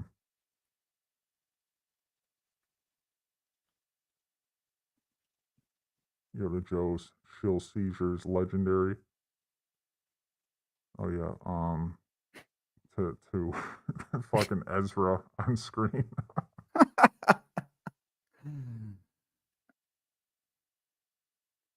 Oh my god, that's one I'm not familiar with. I kind of feel bad. Sometimes I feel bad, like going at the really smaller channel. Like I've included people with like 1,000 or less than 1,000. Sometimes it's like an unwritten rule I have for myself. Like, okay, like if they're really small, I kind of like leave them alone. But some of them, man, I just got. Yeah, and then there's Jacob. So he's definitely gonna have to be an exception. We'll run into people on the anti-watch parties that have like one person in the chat, which is us. It's them. It's their alt, probably. Yeah. It's their alt. Yeah. We had one guy reacting along with Star Wars Theory. His screen was in the background, and this guy was eating corn dogs like there was no tomorrow. Like he just kept going. He must have ate like 10 corn dogs or something. So like I'm gonna clip that and put that on my clips channel. We're calling him Corn Dog Theory. And he's like making references to like Theory like he's in the room. He's like, hey man, yeah, that was a good scene or something. I got a good fake news Kyle Katarn. Hang on. Somebody clipped it from I remastered and re-released Kenobi shills this week. And somebody clipped this and was like, I completely forgot about it because I kind of just uploaded the previous version again. And somebody clipped this, like, this Kyle Katarn is hilarious. It looks like he's jerking off 2 men at the same exact time. Here, I'll play this for you. You can, if you want this, I'll send it to you. It's fun. You just need to put like 2 dudes and like two blurred out. It's just literally. Hang on, I gotta find it here. And then I'll share the screen real quick. 03 Gorilla for $5. I heard Roka is getting a rib removed so he can watch Acolyte and suck himself off at the same time.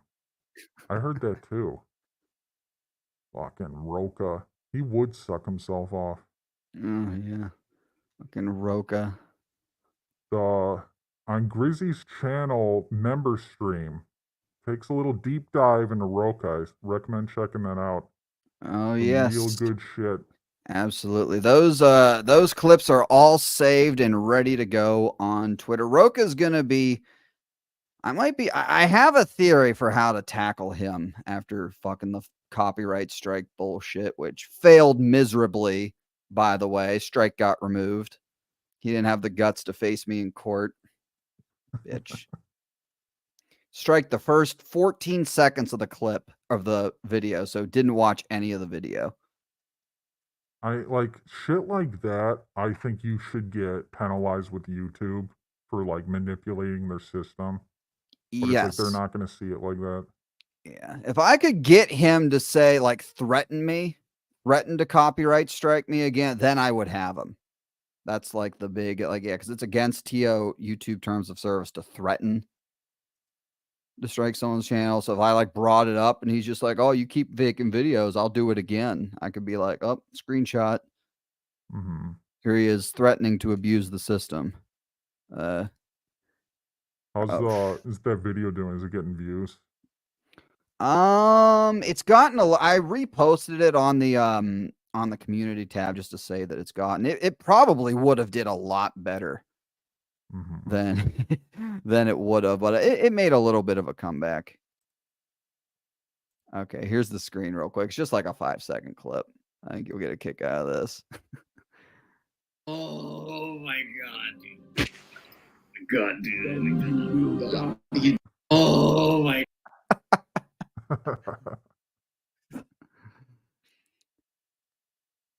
Just need like inside of his screen, just like someone standing there in front of it and just have his hands moving, 2 dudes standing in front of that and just have the motion going. That would be hilarious. What a clown. Total fucking clown.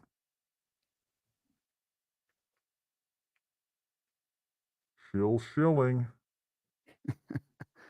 03 Gorilla, nice.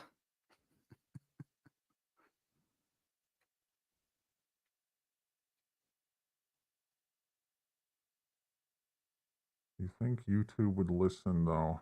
I don't know, probably not.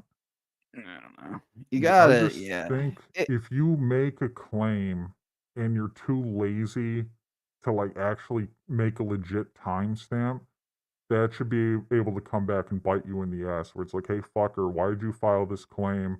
That's bullshit. Like, and it should be turned on you.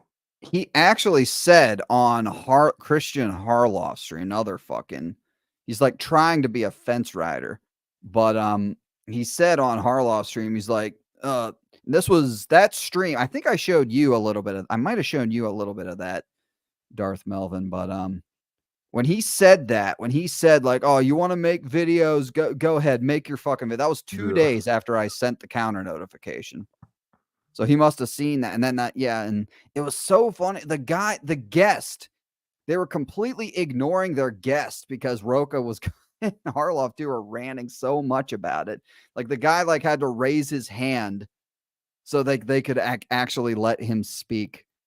I don't know if you stuck around for like that part of the, I know you were there, but like, yeah, that part, like their guest had to literally raise their hand, a black guy as well. So not giving the black guy a lot of time to talk.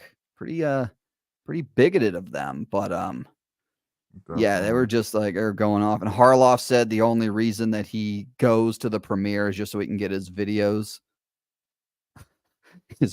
up early. You guys see the Lizzo's reaction to South Park? I have not watched the episode I yet. think I saw that was a thing, but I have not actually watched the clip. Like the release schedule with South Park it's all over the place, and so Yeah, they got a new one. They got a new special coming, I believe. then I gotta like I usually go to Soap Today to like watch shit like that. Is it like I think you need Paramount subscription or something? I don't know. I live the pirate life. Gifted 5 Nights of Melvin memberships. 03 Gorilla. Let's go. Let's go. Oh my god. Lesbian sex scene in the Wokalite. Let's go. Lesbian scissoring in the Wokalite. Oh crap! Oh crap! Oh crap! Crap! Crap! Crap! Oh crap! That chick. I think I want to get like 2 more of those just to mix it up. The show. Yeah. I gotta go through my clips and just really see if there's anything I can get rid of. That chick's pretty new. I that was the first time I had ever covered her, I believe. So she's pretty new. She's a new shill. Oh, looks like we got United Spacers Alliance backstage. Nice.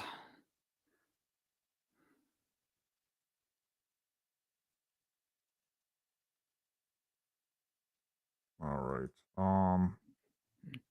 I think we're gonna get him involved for the next panel.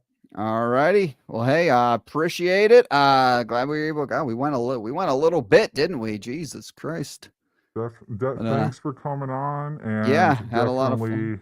Saved the second panel. Had to scrap that. Well, 1 hour notice. Then a 1 hour notice, but did have a backup plan in place. But I think we're gonna have to see if we can get that done tomorrow, under better circumstances. But definitely, thanks for staying longer.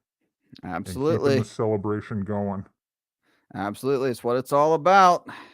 Happy real Star Wars celebration chat. Happy real Star Wars celebration, Darth Melvin. And yeah, I'll keep in touch with you, and I'll get at you.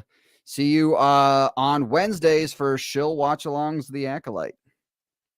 We will see you then. All right. All right. Later. Later.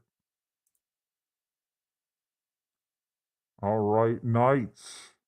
So that was a whopping panel. Grizzy. We're going to be handling the shills on Wednesdays during the Woke Light. 7 weeks of epic action. And now it is time for our next panel. United Spacers Alliance. Here he is. Chat. Darth Melvin. This is Darth Pyrus, a member of the Knights of Melvin. You can find me at United Spacers Alliance. And tonight we're going to talk about how not to be a fake fan. It's really important to know that the label of Star Wars is not always real Star Wars. Exhibit A. This is one I see a lot of people talking about. Jedi Survivor. Oh, it's a good game, and oh, this and that. Guess what, guys? It breaks lore. It's not the real story of Star Wars, of what happens after the prequel trilogy by George Lucas. Don't allow yourself to be enchanted by all these good-looking and fun and whatever else games and books and comics and TV shows. Oh, we're just looking for something good. No, we're not just looking for something good. We're looking for something real, chat. That's what we're doing. Know a lot of people like to play this game. But again, it's not real Star Wars, guys.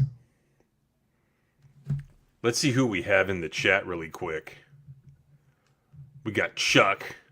We've got Darth Autisticus. We've got Commando Gangsta. Jorge Lucas. Mike Garcia. Steven Salcedo. S. Morgan. We got O3 Gorilla. Brandon's Crusty Socks. That's disgusting. We've got Admiral Screed. Darth Ghostface. King Chris.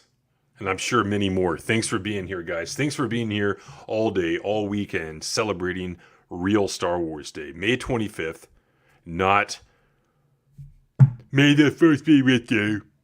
Not that day. That day means nothing, guys. So Jedi Survivor, that's one example. Instead of playing that, why don't you go back and play something like Kyle Katarn? Why don't you play Dark Forces? Dark Forces 2, Jedi Knight. Similar games. The graphics aren't as good. Who cares? It's all about story. And some of those games, I think it's part 2. I think it's Dark Forces 2 has the cutaway scenes. A lot of people were not big on cutaway scenes. I loved cutaway scenes in those games in the 90s. Whether it's Star Wars or Wing Commander, loved those shit. It's freaking awesome. So don't let something like Jedi Survivor persuade you to buy into Disney Star Wars. Because what happens is, it's the boiling frog analogy, right? You throw the frog into the hot water, they notice it immediately. But you put the frog in the pot in cold water, you turn the burner on, and then slowly the water gets hot. The frog isn't used to it. So slowly it gets hotter, it's boiling, and the frog never jumps out because it's gradual. That's what happens when you get into something like Jedi Survivor.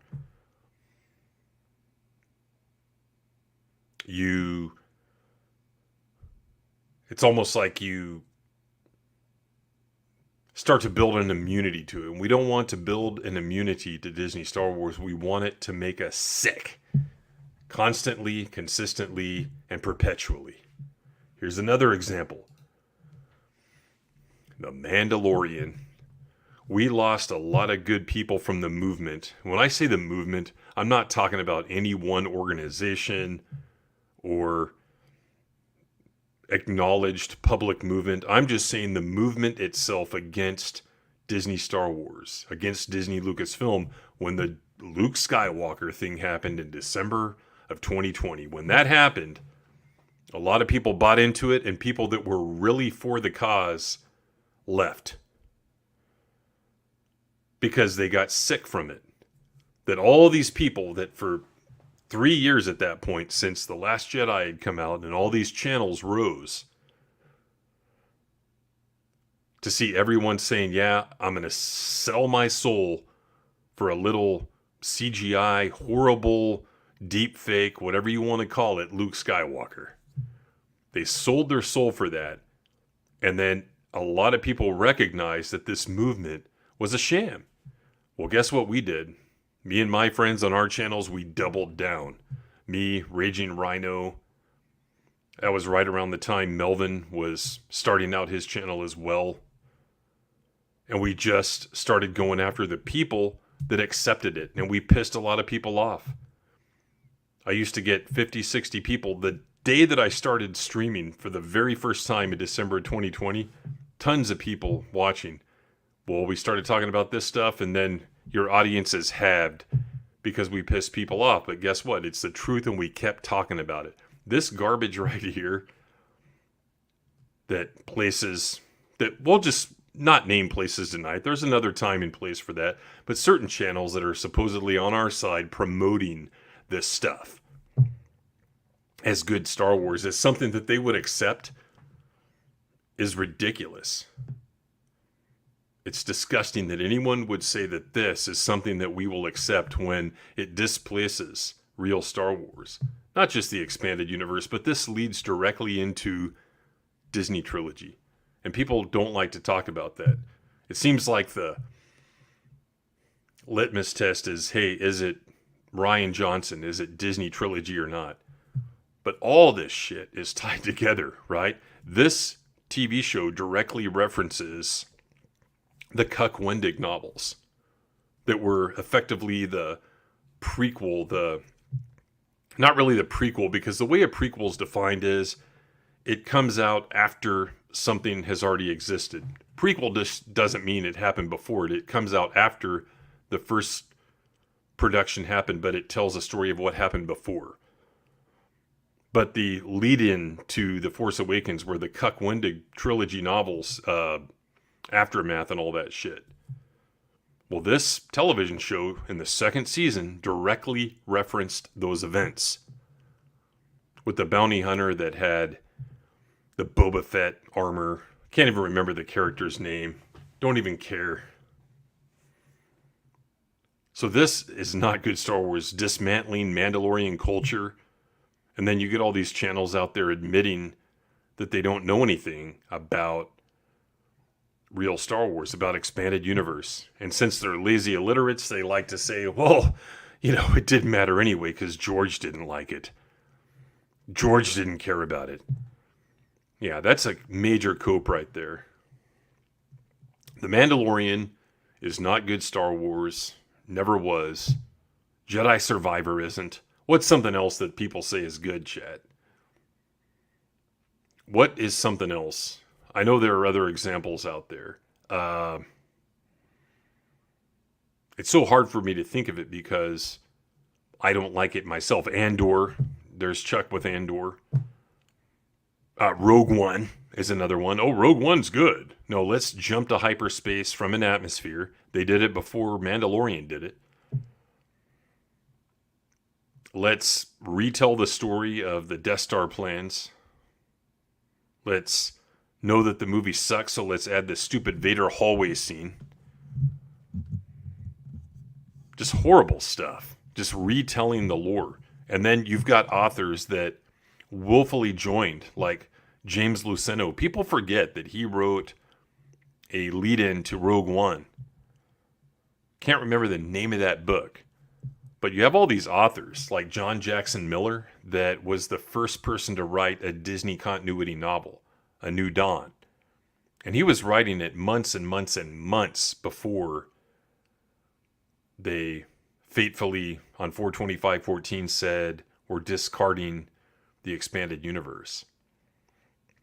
Because they announced Rebels a long time before that date, but they didn't say what Rebels really was. Well, he had A New Dawn ready to go not long after 4/25/14. So you have all these authors that are collaborators, right, in the destruction of real Star Wars.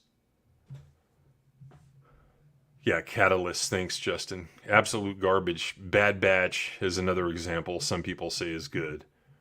TCW Season 7, just completely idiotic. Like the duel between Ahsoka and Maul. Not just Andor Zib, but Andor just completely not Star Wars at all. Has nothing to do with Star Wars. Star Wars is not THX 1138. It was never meant to be that. And the events that happen in Andor is not the way events happened in the real continuity. It's trash. A traitor is the plague. Cicero. Yes. Let's see what else we have here. Tales of the Jedi. Some of them, Cam 94, they turned on Ahsoka. That was one of the shows that they decided, hey, we'll turn on this.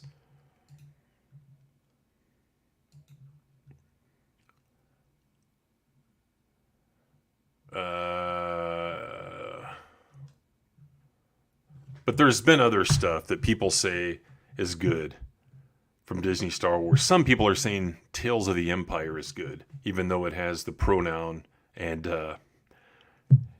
and transgender stuff in it. Tales of the Empire's cringe. Totally agree. So the point is, guys, don't buy into Jedi Survivor. Don't buy into Mandalorian, Andor, whatever it may be, because it's all not real Star Wars. George told us this much this past week, when he said that they don't understand it. And I made that video months ago, where in the Creative Commons videos that are awesome gold mines, not just about Star Wars, but about everything, he said that he and people like Steven Spielberg, they like to make movies that they like to watch. Okay? He does not like to watch Disney Star Wars. So what does that tell you? Those movies are not movies he would have made, and thus they are not real Star Wars. Follow the logic there, guys. Oh, you can continue reading EU. We're gonna watch Force Awakens and Last Jedi and Rise of Skywalker. You can have yours, we can have ours. No, and even some people on our side are saying that. I disagree. We need to destroy Disney Star Wars. There's only one Star Wars continuity. It's not a multiverse, never was. Dengeki VR says the only thing that was remotely interesting was Star Wars Visions. Well, again, like I have interesting stuff from Expanded Universe I could show you that would be more fun to read. Here's the point. There's no sense in ever dipping your toe into Disney Star Wars when there's literally a lifetime of productions to go through from real Star Wars. You could start at the beginning and go through it, and depending on how busy you are in life, you could not even get through it in your entire lifetime. It's because people want to be part of the conversation, right? The water cooler talk and whatever else, the nerd water cooler talk. But, well, that's why we got to make talk about real Star Wars, about Expanded Universe and stuff, so there's a conversation going that you can be a part of and not feel like you have to see what's going on with Bad Batch and Acolyte and whatever else. Yeah, Jordan Francais says, long live the Expanded Universe. So those are ways to prevent yourself from being a fake fan. Here's how to be a real fan. I would start right here with this book. This book is all inclusive. You can get a lot of the information in it in other books, but it's like a one-stop shop for everything. If you want to understand George, you want to understand Star Wars, start here. This particular edition is pretty expensive. I think it's like $300. There is a smaller edition. I think this is like $100 or less. Some people tell me it is abridged. I'm not sure because I've never seen it. I only have the big one, and I also have the episodes 1 through 3 as well. But this book right here, I just finished it about 2 months ago. I started on the prequel red one. But this book was amazing. It even goes into the Ewok movies, the cartoons, whatever else happens in between Jedi and the special editions. The prequel book goes into special editions in the very beginning. But it explains George as a person, his philosophy, how Star Wars was made, funded by basically American Graffiti. Like, it gave him the credit in Hollywood to be able to make Disney, or to be able to make Star Wars. Because no one knew who he was, no one had faith in him. But then here comes American Graffiti, like a fun movie that actually made money. And they said, all right, we're going to give this guy some more movies. We're looking for hot, up-and-coming directors. So they gave him a chance to make Star Wars. And then it goes into everything. Like Paul Duncan, the author, he and Lucas will go into these philosophical conversations. And it's all written like in a interview format, like Paul Duncan, George Lucas, and he explains everything. Like, what is Luke thinking? What is Han thinking? What is the Force about? I can't wait to get deeper into the prequel trilogy when I just finished the special edition portion of it. So I'm just now getting into the episode 1 chapter. They're huge. They're about this thick. This particular book that I have right over here on the shelf probably weighs about 12 to 14 pounds. I remember looking it up whenever it arrived. It arrived whenever I was living with my in-laws as we were waiting for the house to be built. And I just started reading it at night. And I remember looking up the weight. I think it's 12 to 14 pounds. Get this book, guys. This is your starting point. There are other books to get, but you get this book. There are lots of pictures, right? Oh, man. The jokes write themselves there, but lots of pictures in it. Production art you can't really see anywhere else. So you need to get this. This is a good starting point. There are others we can share, and we have shared, I believe, OG Star Wars and I, about, I can never remember when it was. Last summer, we had a stream on what are the essentials when it comes to books that you need for the lore and the real life history. And this was definitely at the top of the list. Get this, you won't be disappointed, guys. Anytime you have an urge to play Jedi Survivor or whatever, you know what, even the Old Republic, because they still own the Old Republic, right? Like it or not, they own it. Go play something else. Play something that is not online and gives money to Disney and legitimizes Disney Star Wars. Go play Dark Forces, X-Wing versus TIE Fighter, X-Wing Alliance, Jedi Power Battles.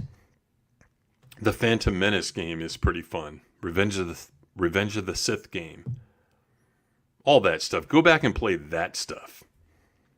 Knights of the Old Republic. If you ever want to read or watch something. If you've never seen the Ewok movies, go get your hands on them. They are faithful to Star Wars. And they tell a good story, a fun story. And good pacing, plotting. Just, they feel like Star Wars when you watch them. The music, everything else. Oh, I need some animation. Go watch the Droids cartoon. The Ewoks one, if you watch that and you're a partaker of the green stuff, hit some of the green stuff because that shit is pretty wild. They get into some really wonky stuff in the Ewoks cartoon. But it's worth a watch. It's different. There's so much content out there, guys. Reach out if you're like, hey, I'm wanting to see this or that. And we can give you a recommendation as to what you should watch, play, read, listen to. There are audiobooks, the radio dramatizations, interviews. Oh, I have a hankering to watch a documentary. Okay, go back to 1982, 83. Watch From Star Wars to Jedi. It's out there on YouTube. Empire of Dreams from the first DVD set. A great watch. Pretty candid watch. Even though it's like self-produced by Lucasfilm, by real Lucasfilm. So many things out there to watch. Just steer clear. Like, oh no, we need to, maybe this will be good this time, whatever it is. Maybe Acolyte will be good. Maybe Tales from the Empire will be good. Maybe the Rey movie will be good. Maybe Mandalorian and Grogu will be good. Maybe. 1977, technically 1976 with the novelization coming out late in the year that year to 2014. So much content that you can completely avoid Disney Star Wars, guys. I've been saying this since I started my channel coming up on 4 years ago, and I will continue to say it. There's no reason to get into any of it. Reach out to me, reach out to Alora, people that really know all the different publications and stuff. And a lot of people are learning too. A lot of people are learning out there.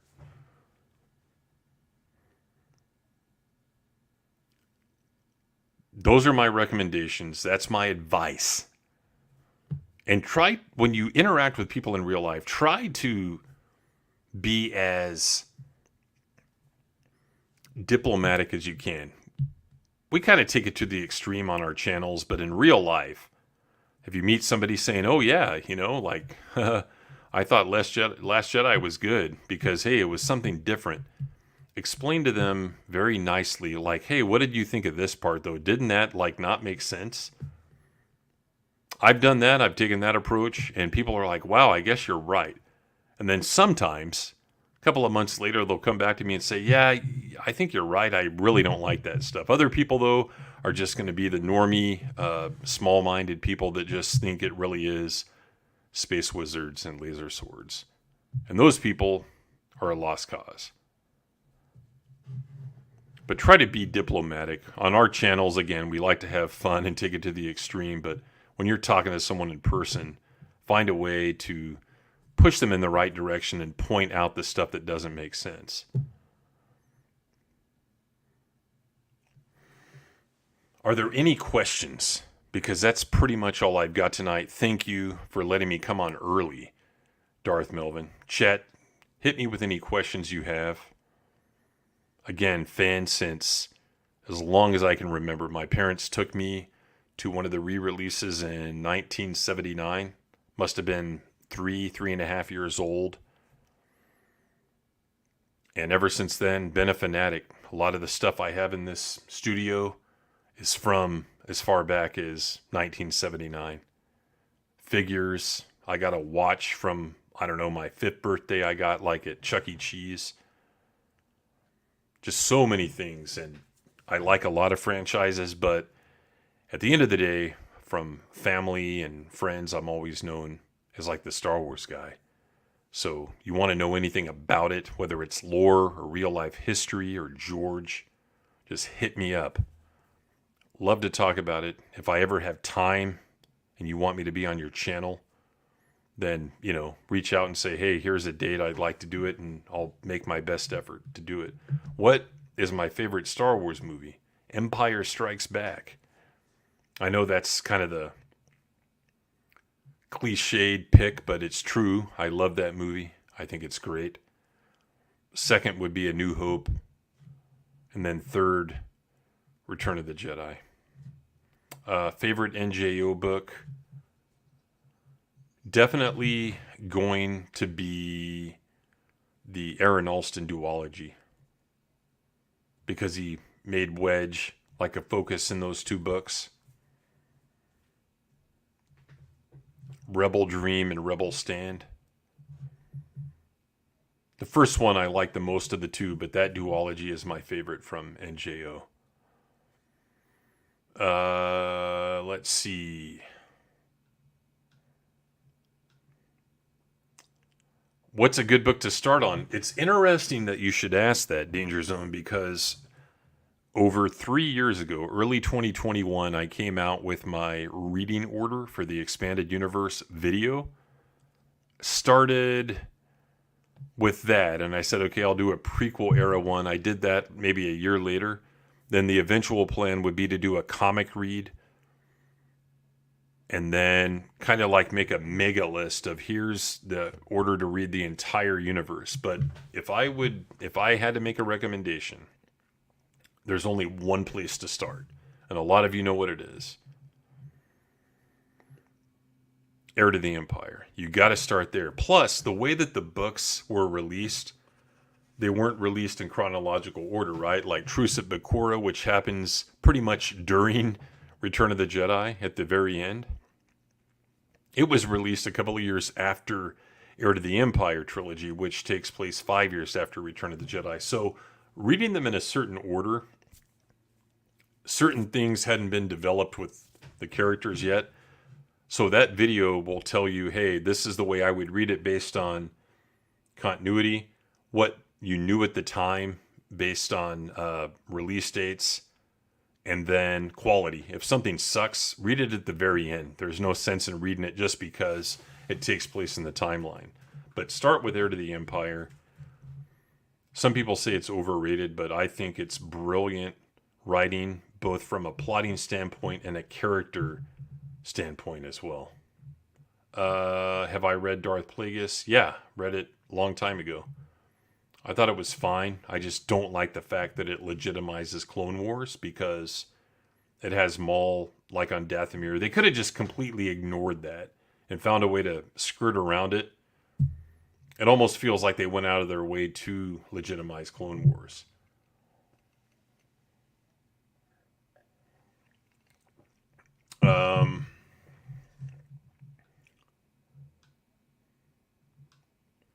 What are your thoughts on TCW and basically Tartakovsky? I don't like Dave Filoni Clone Wars at all. As we've said many times, it was like proto Disney Star Wars. It contradicted what happened in the Clone Wars multimedia project. And it was just stupid. I didn't like the animation, didn't like the voices. Most of the voices didn't like the characters. But Tartakovsky was brilliant because it was simple animation, but he told story with pictures. And that's what George was always about. George would always say he would like to make a movie with no dialogue and just use pictures. Kind of that artsy fartsy stuff. And that's what Tartakovsky did with that Clone Wars cartoon. And it just fit in with the rest of the multimedia project, the games, the novels, everything else. It had a different feel to it. Like the Clone Wars coming out of Attack of the Clones had a different feel to them. The clones themselves, Obi-Wan, Anakin, the Marvel series basically turned into the Clone Wars, the Republic comic turned into the Clone Wars comic at that point, with lots of cool battles, great art. And then TCW came out, and then you have Ahsoka and baby Jabba, and it was just completely horrible.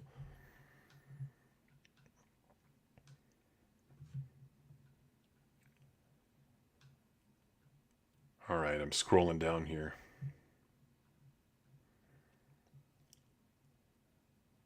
There is no Legends, only the EU. Totally agree. I've never used that term. Like, go back on my channel and you'll not find it being used. What do I think of Star Killer? Didn't really like The Force Awakens, or The Force Unleashed, I should say. It did contradict some of the prior established lore, like the creation of the rebellion.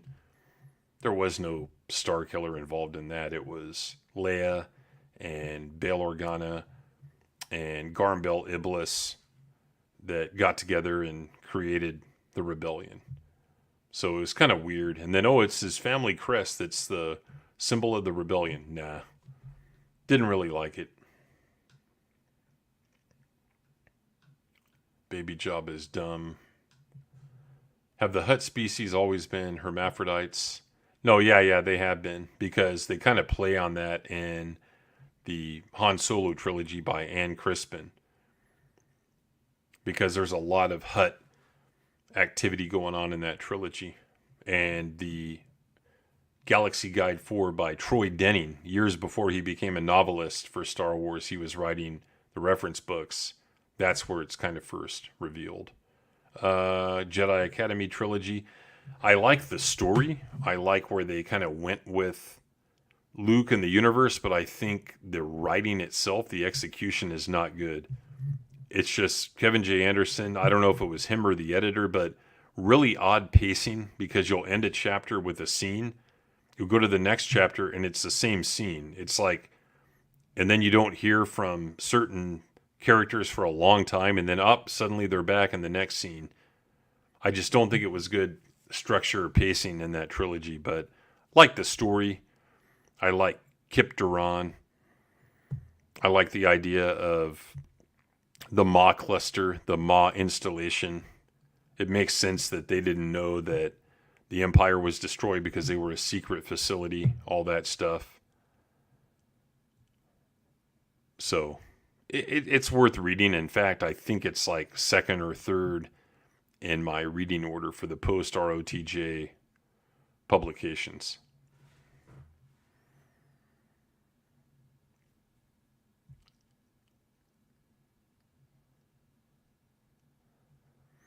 All right. I think we're about ready to wrap it up here. I don't know if I'm the last one on. Thank you for coming on, United Spacers Alliance. Yes, my lord. We could wrap up the panel. Check out his channel, United Spacers Alliance. Specializes in the expanded universe, and we're both gonna be growing the fucking channels to 100,000, and Let's do it.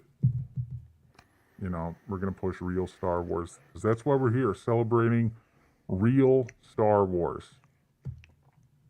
And Tim has been a big supporter of the channel, so definitely go over and subscribe. Yeah, and you're welcome to everyone out there. You're welcome, and thank you, Darth Melvin, for putting this on, for giving the fans something to actually watch that's good on real Star Wars weekend and real celebration as well. Thank you. Embrace the EU. Darth Pyrus. Keep spacing those turds, USA. I will.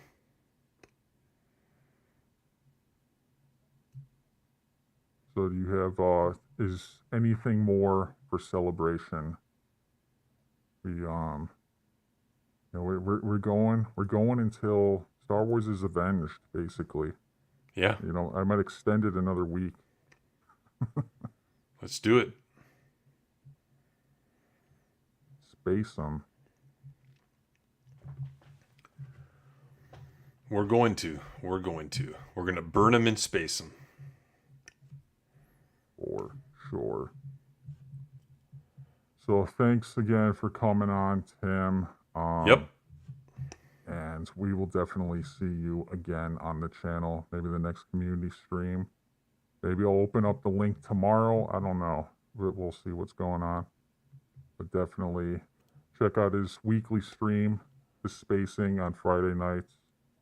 A good one. I'll take my leave and watch you wrap it up from afar. Thanks, chat. Thanks, Darth Melvin. Thank you, Have a good sir. Memorial Day. Later. All right. Star Wars Celebration. Some great panels by some great YouTubers, you know, that really care about celebrating real Star Wars.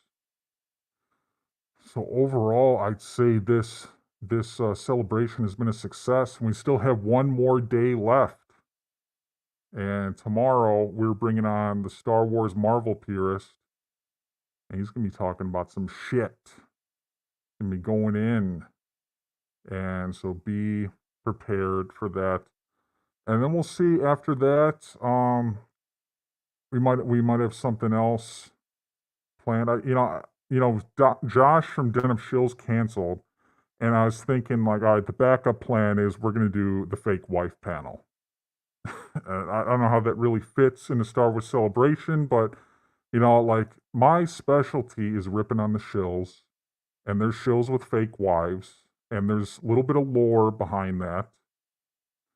And, you know, trying to come up with something to talk about for an hour, that's really my passion, exposing the fake wives. So I had a backup plan, but I don't think it's a good idea to try it on today's stream. And definitely we are over our time limits. So probably tomorrow. Fake wife panel, let's go.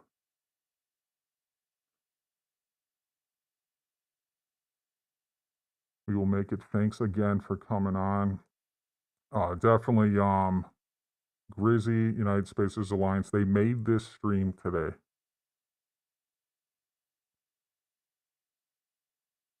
Did we get the O3 Gorilla 5 gifted memberships? We might have, but if the shills are lurking in the chat and they see that, It's not fair.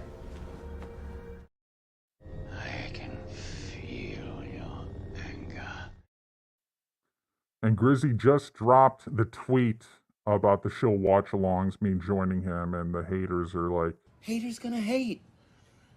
And ain'ters gonna ain't. They're going to be fucking crying about it, and crying hard. Kingsglaive, Jedi Noctis for $2. Melvin full-time, the People's Champ, Melvin live. Definitely, I think this is going to be big. Epic shit. Definitely think we're going to set some numbers, some record numbers on Grizzy's channel. I think the subscribers, people are going to be flowing in on this channel. At the very least, I think we'll get to 10,000. Not expecting anything too crazy like 15,000, but I think 10,000 is reasonable, you know. Putting in the work for 7 weeks, video streams, shill watch-alongs. I mean, how could we not get to 10,000 after that? The dark side. Guess we're fire, brah. Fire. And I think this should be a yearly thing. And, you know, maybe with more planning, a better computer maybe, after I break this one, you know, maybe we can go for more hours of the day. Like, how long are the ones on the fake Star Wars channel? Like 6 hours? We could do that.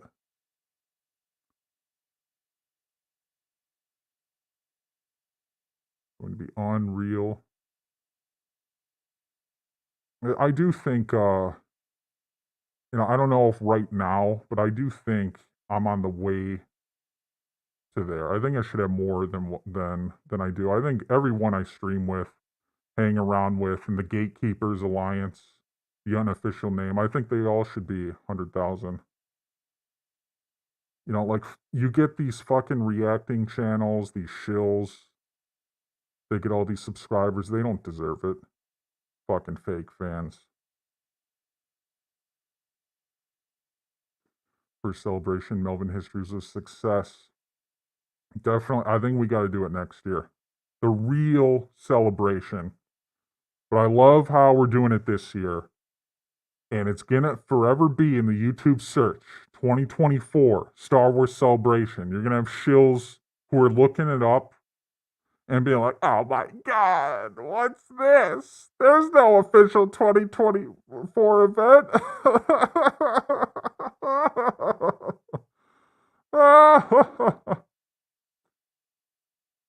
Well, that's why we're doing it.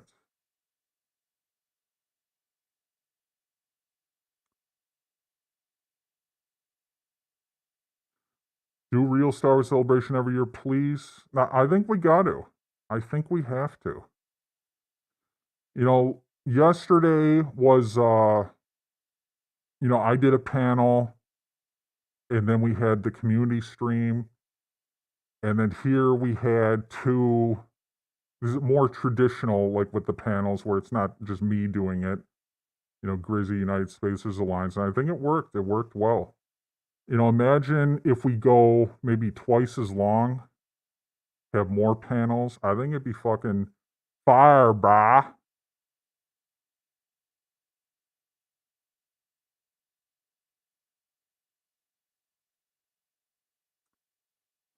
Disney pays for Shill's YouTube accounts. Is something Grizzy was saying earlier. So I was breaking down Fake News Kyle Katarn. I'm pretty sure I saw somewhere that he's full-time YouTube. I'm like, that's fucking bullshit. I know his Patreon is doing decent, but like, you're not full-time from that. And it's like, you don't get views.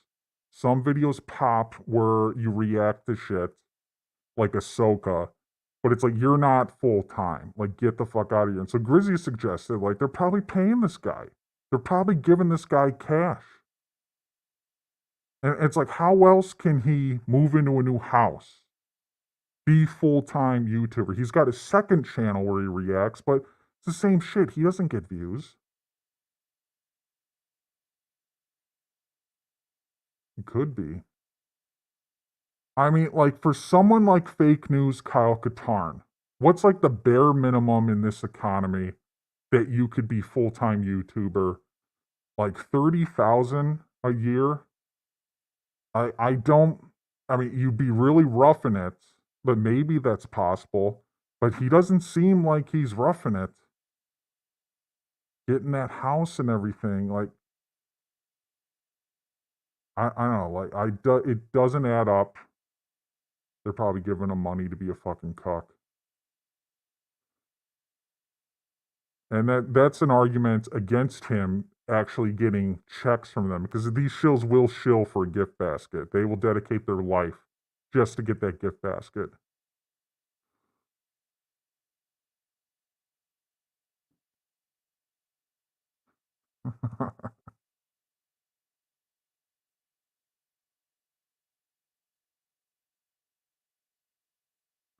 Kyle Katarn is probably a janitor.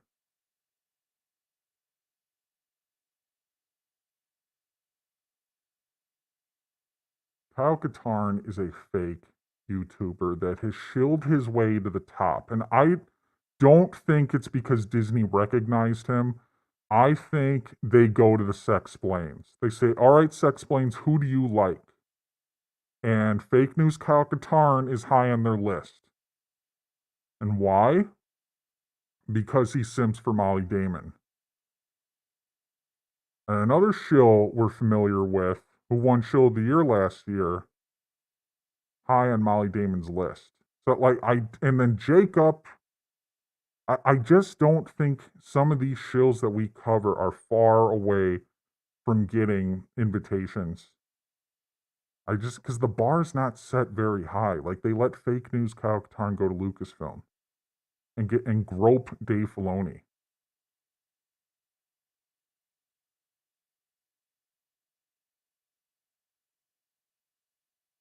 J.I. Jacob is declining. He's going to have a big comeback. Well, not a comeback. A big meltdown when I cover his Star Wars meltdown.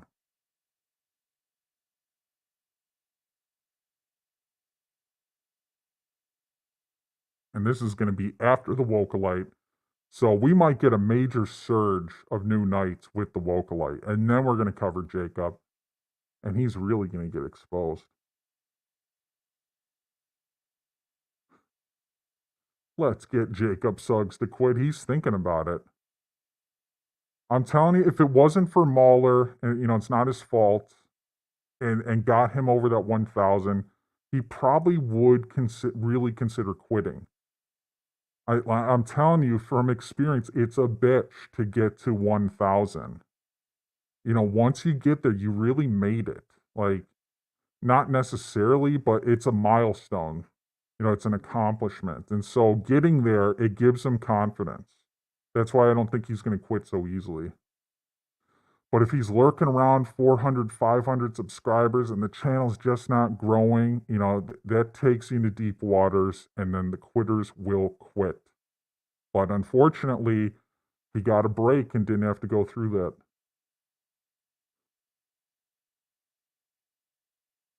that. I think he saw what was going on, and they're like, yeah, we got to talk about this guy.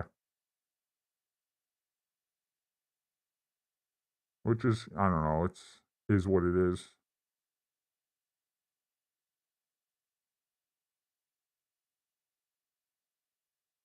I think so. We need to know who's behind that account. It's debatable who's worse, the Star Wars account or the Joe Biden account. Really bad. Maybe they're run by the same person.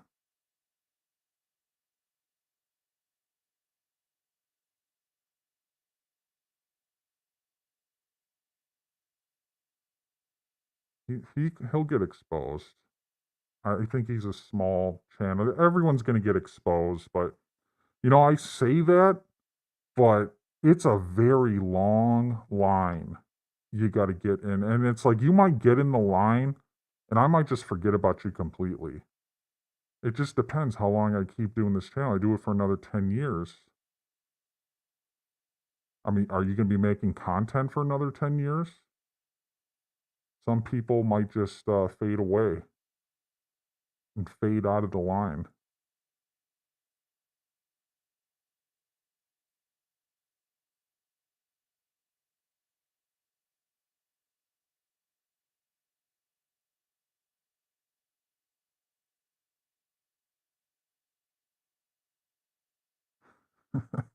I'm putting that together for sure.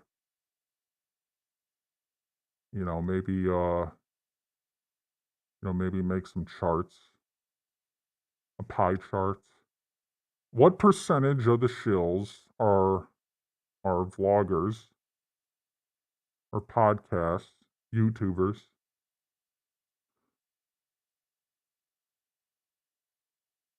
And I just don't think whoever's running their influencer program / shill program, I think is a fucking idiot. They don't know what they're doing. I think they should be more open about the shills because their fans don't care. They don't care at all.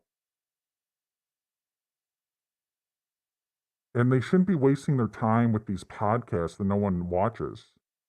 They should be going hard after all the freaks on Twitter, which they have been doing, YouTubers, and they shouldn't be going after all the woke nut jobs, which they are. They're limiting themselves because there are many shills out there who would shill hard and grope Filoni like fake news Kyle Katarn, but they're just not raging leftists, not total clowns, and might have some criticism towards Disney Star Wars, but they don't want those people at all.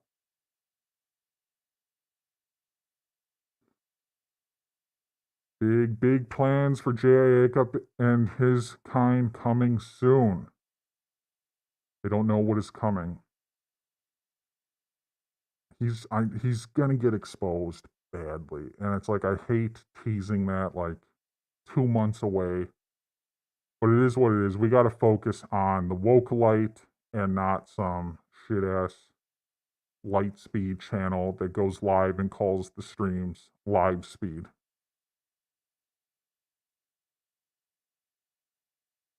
I was copying and pasting all those tweets in the Discord of the people at the premiere because I want to add it to my files.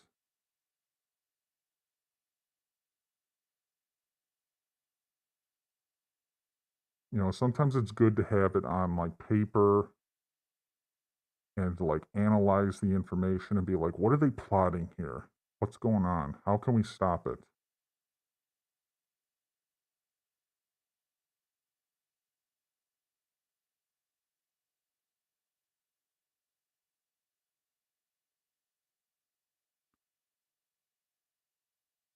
All right, Knights. We've been going 4 hours for Star Wars Celebration. Day 2. I think was very good. We'll go down in history books of the Melvin lore. And we got day 3 tomorrow. And I think it's going to be just as good. So, make sure to become a Knight. Subscribe to the channel. Join the Knights of Melvin Discord. Help plot to take down Disney and all their shills.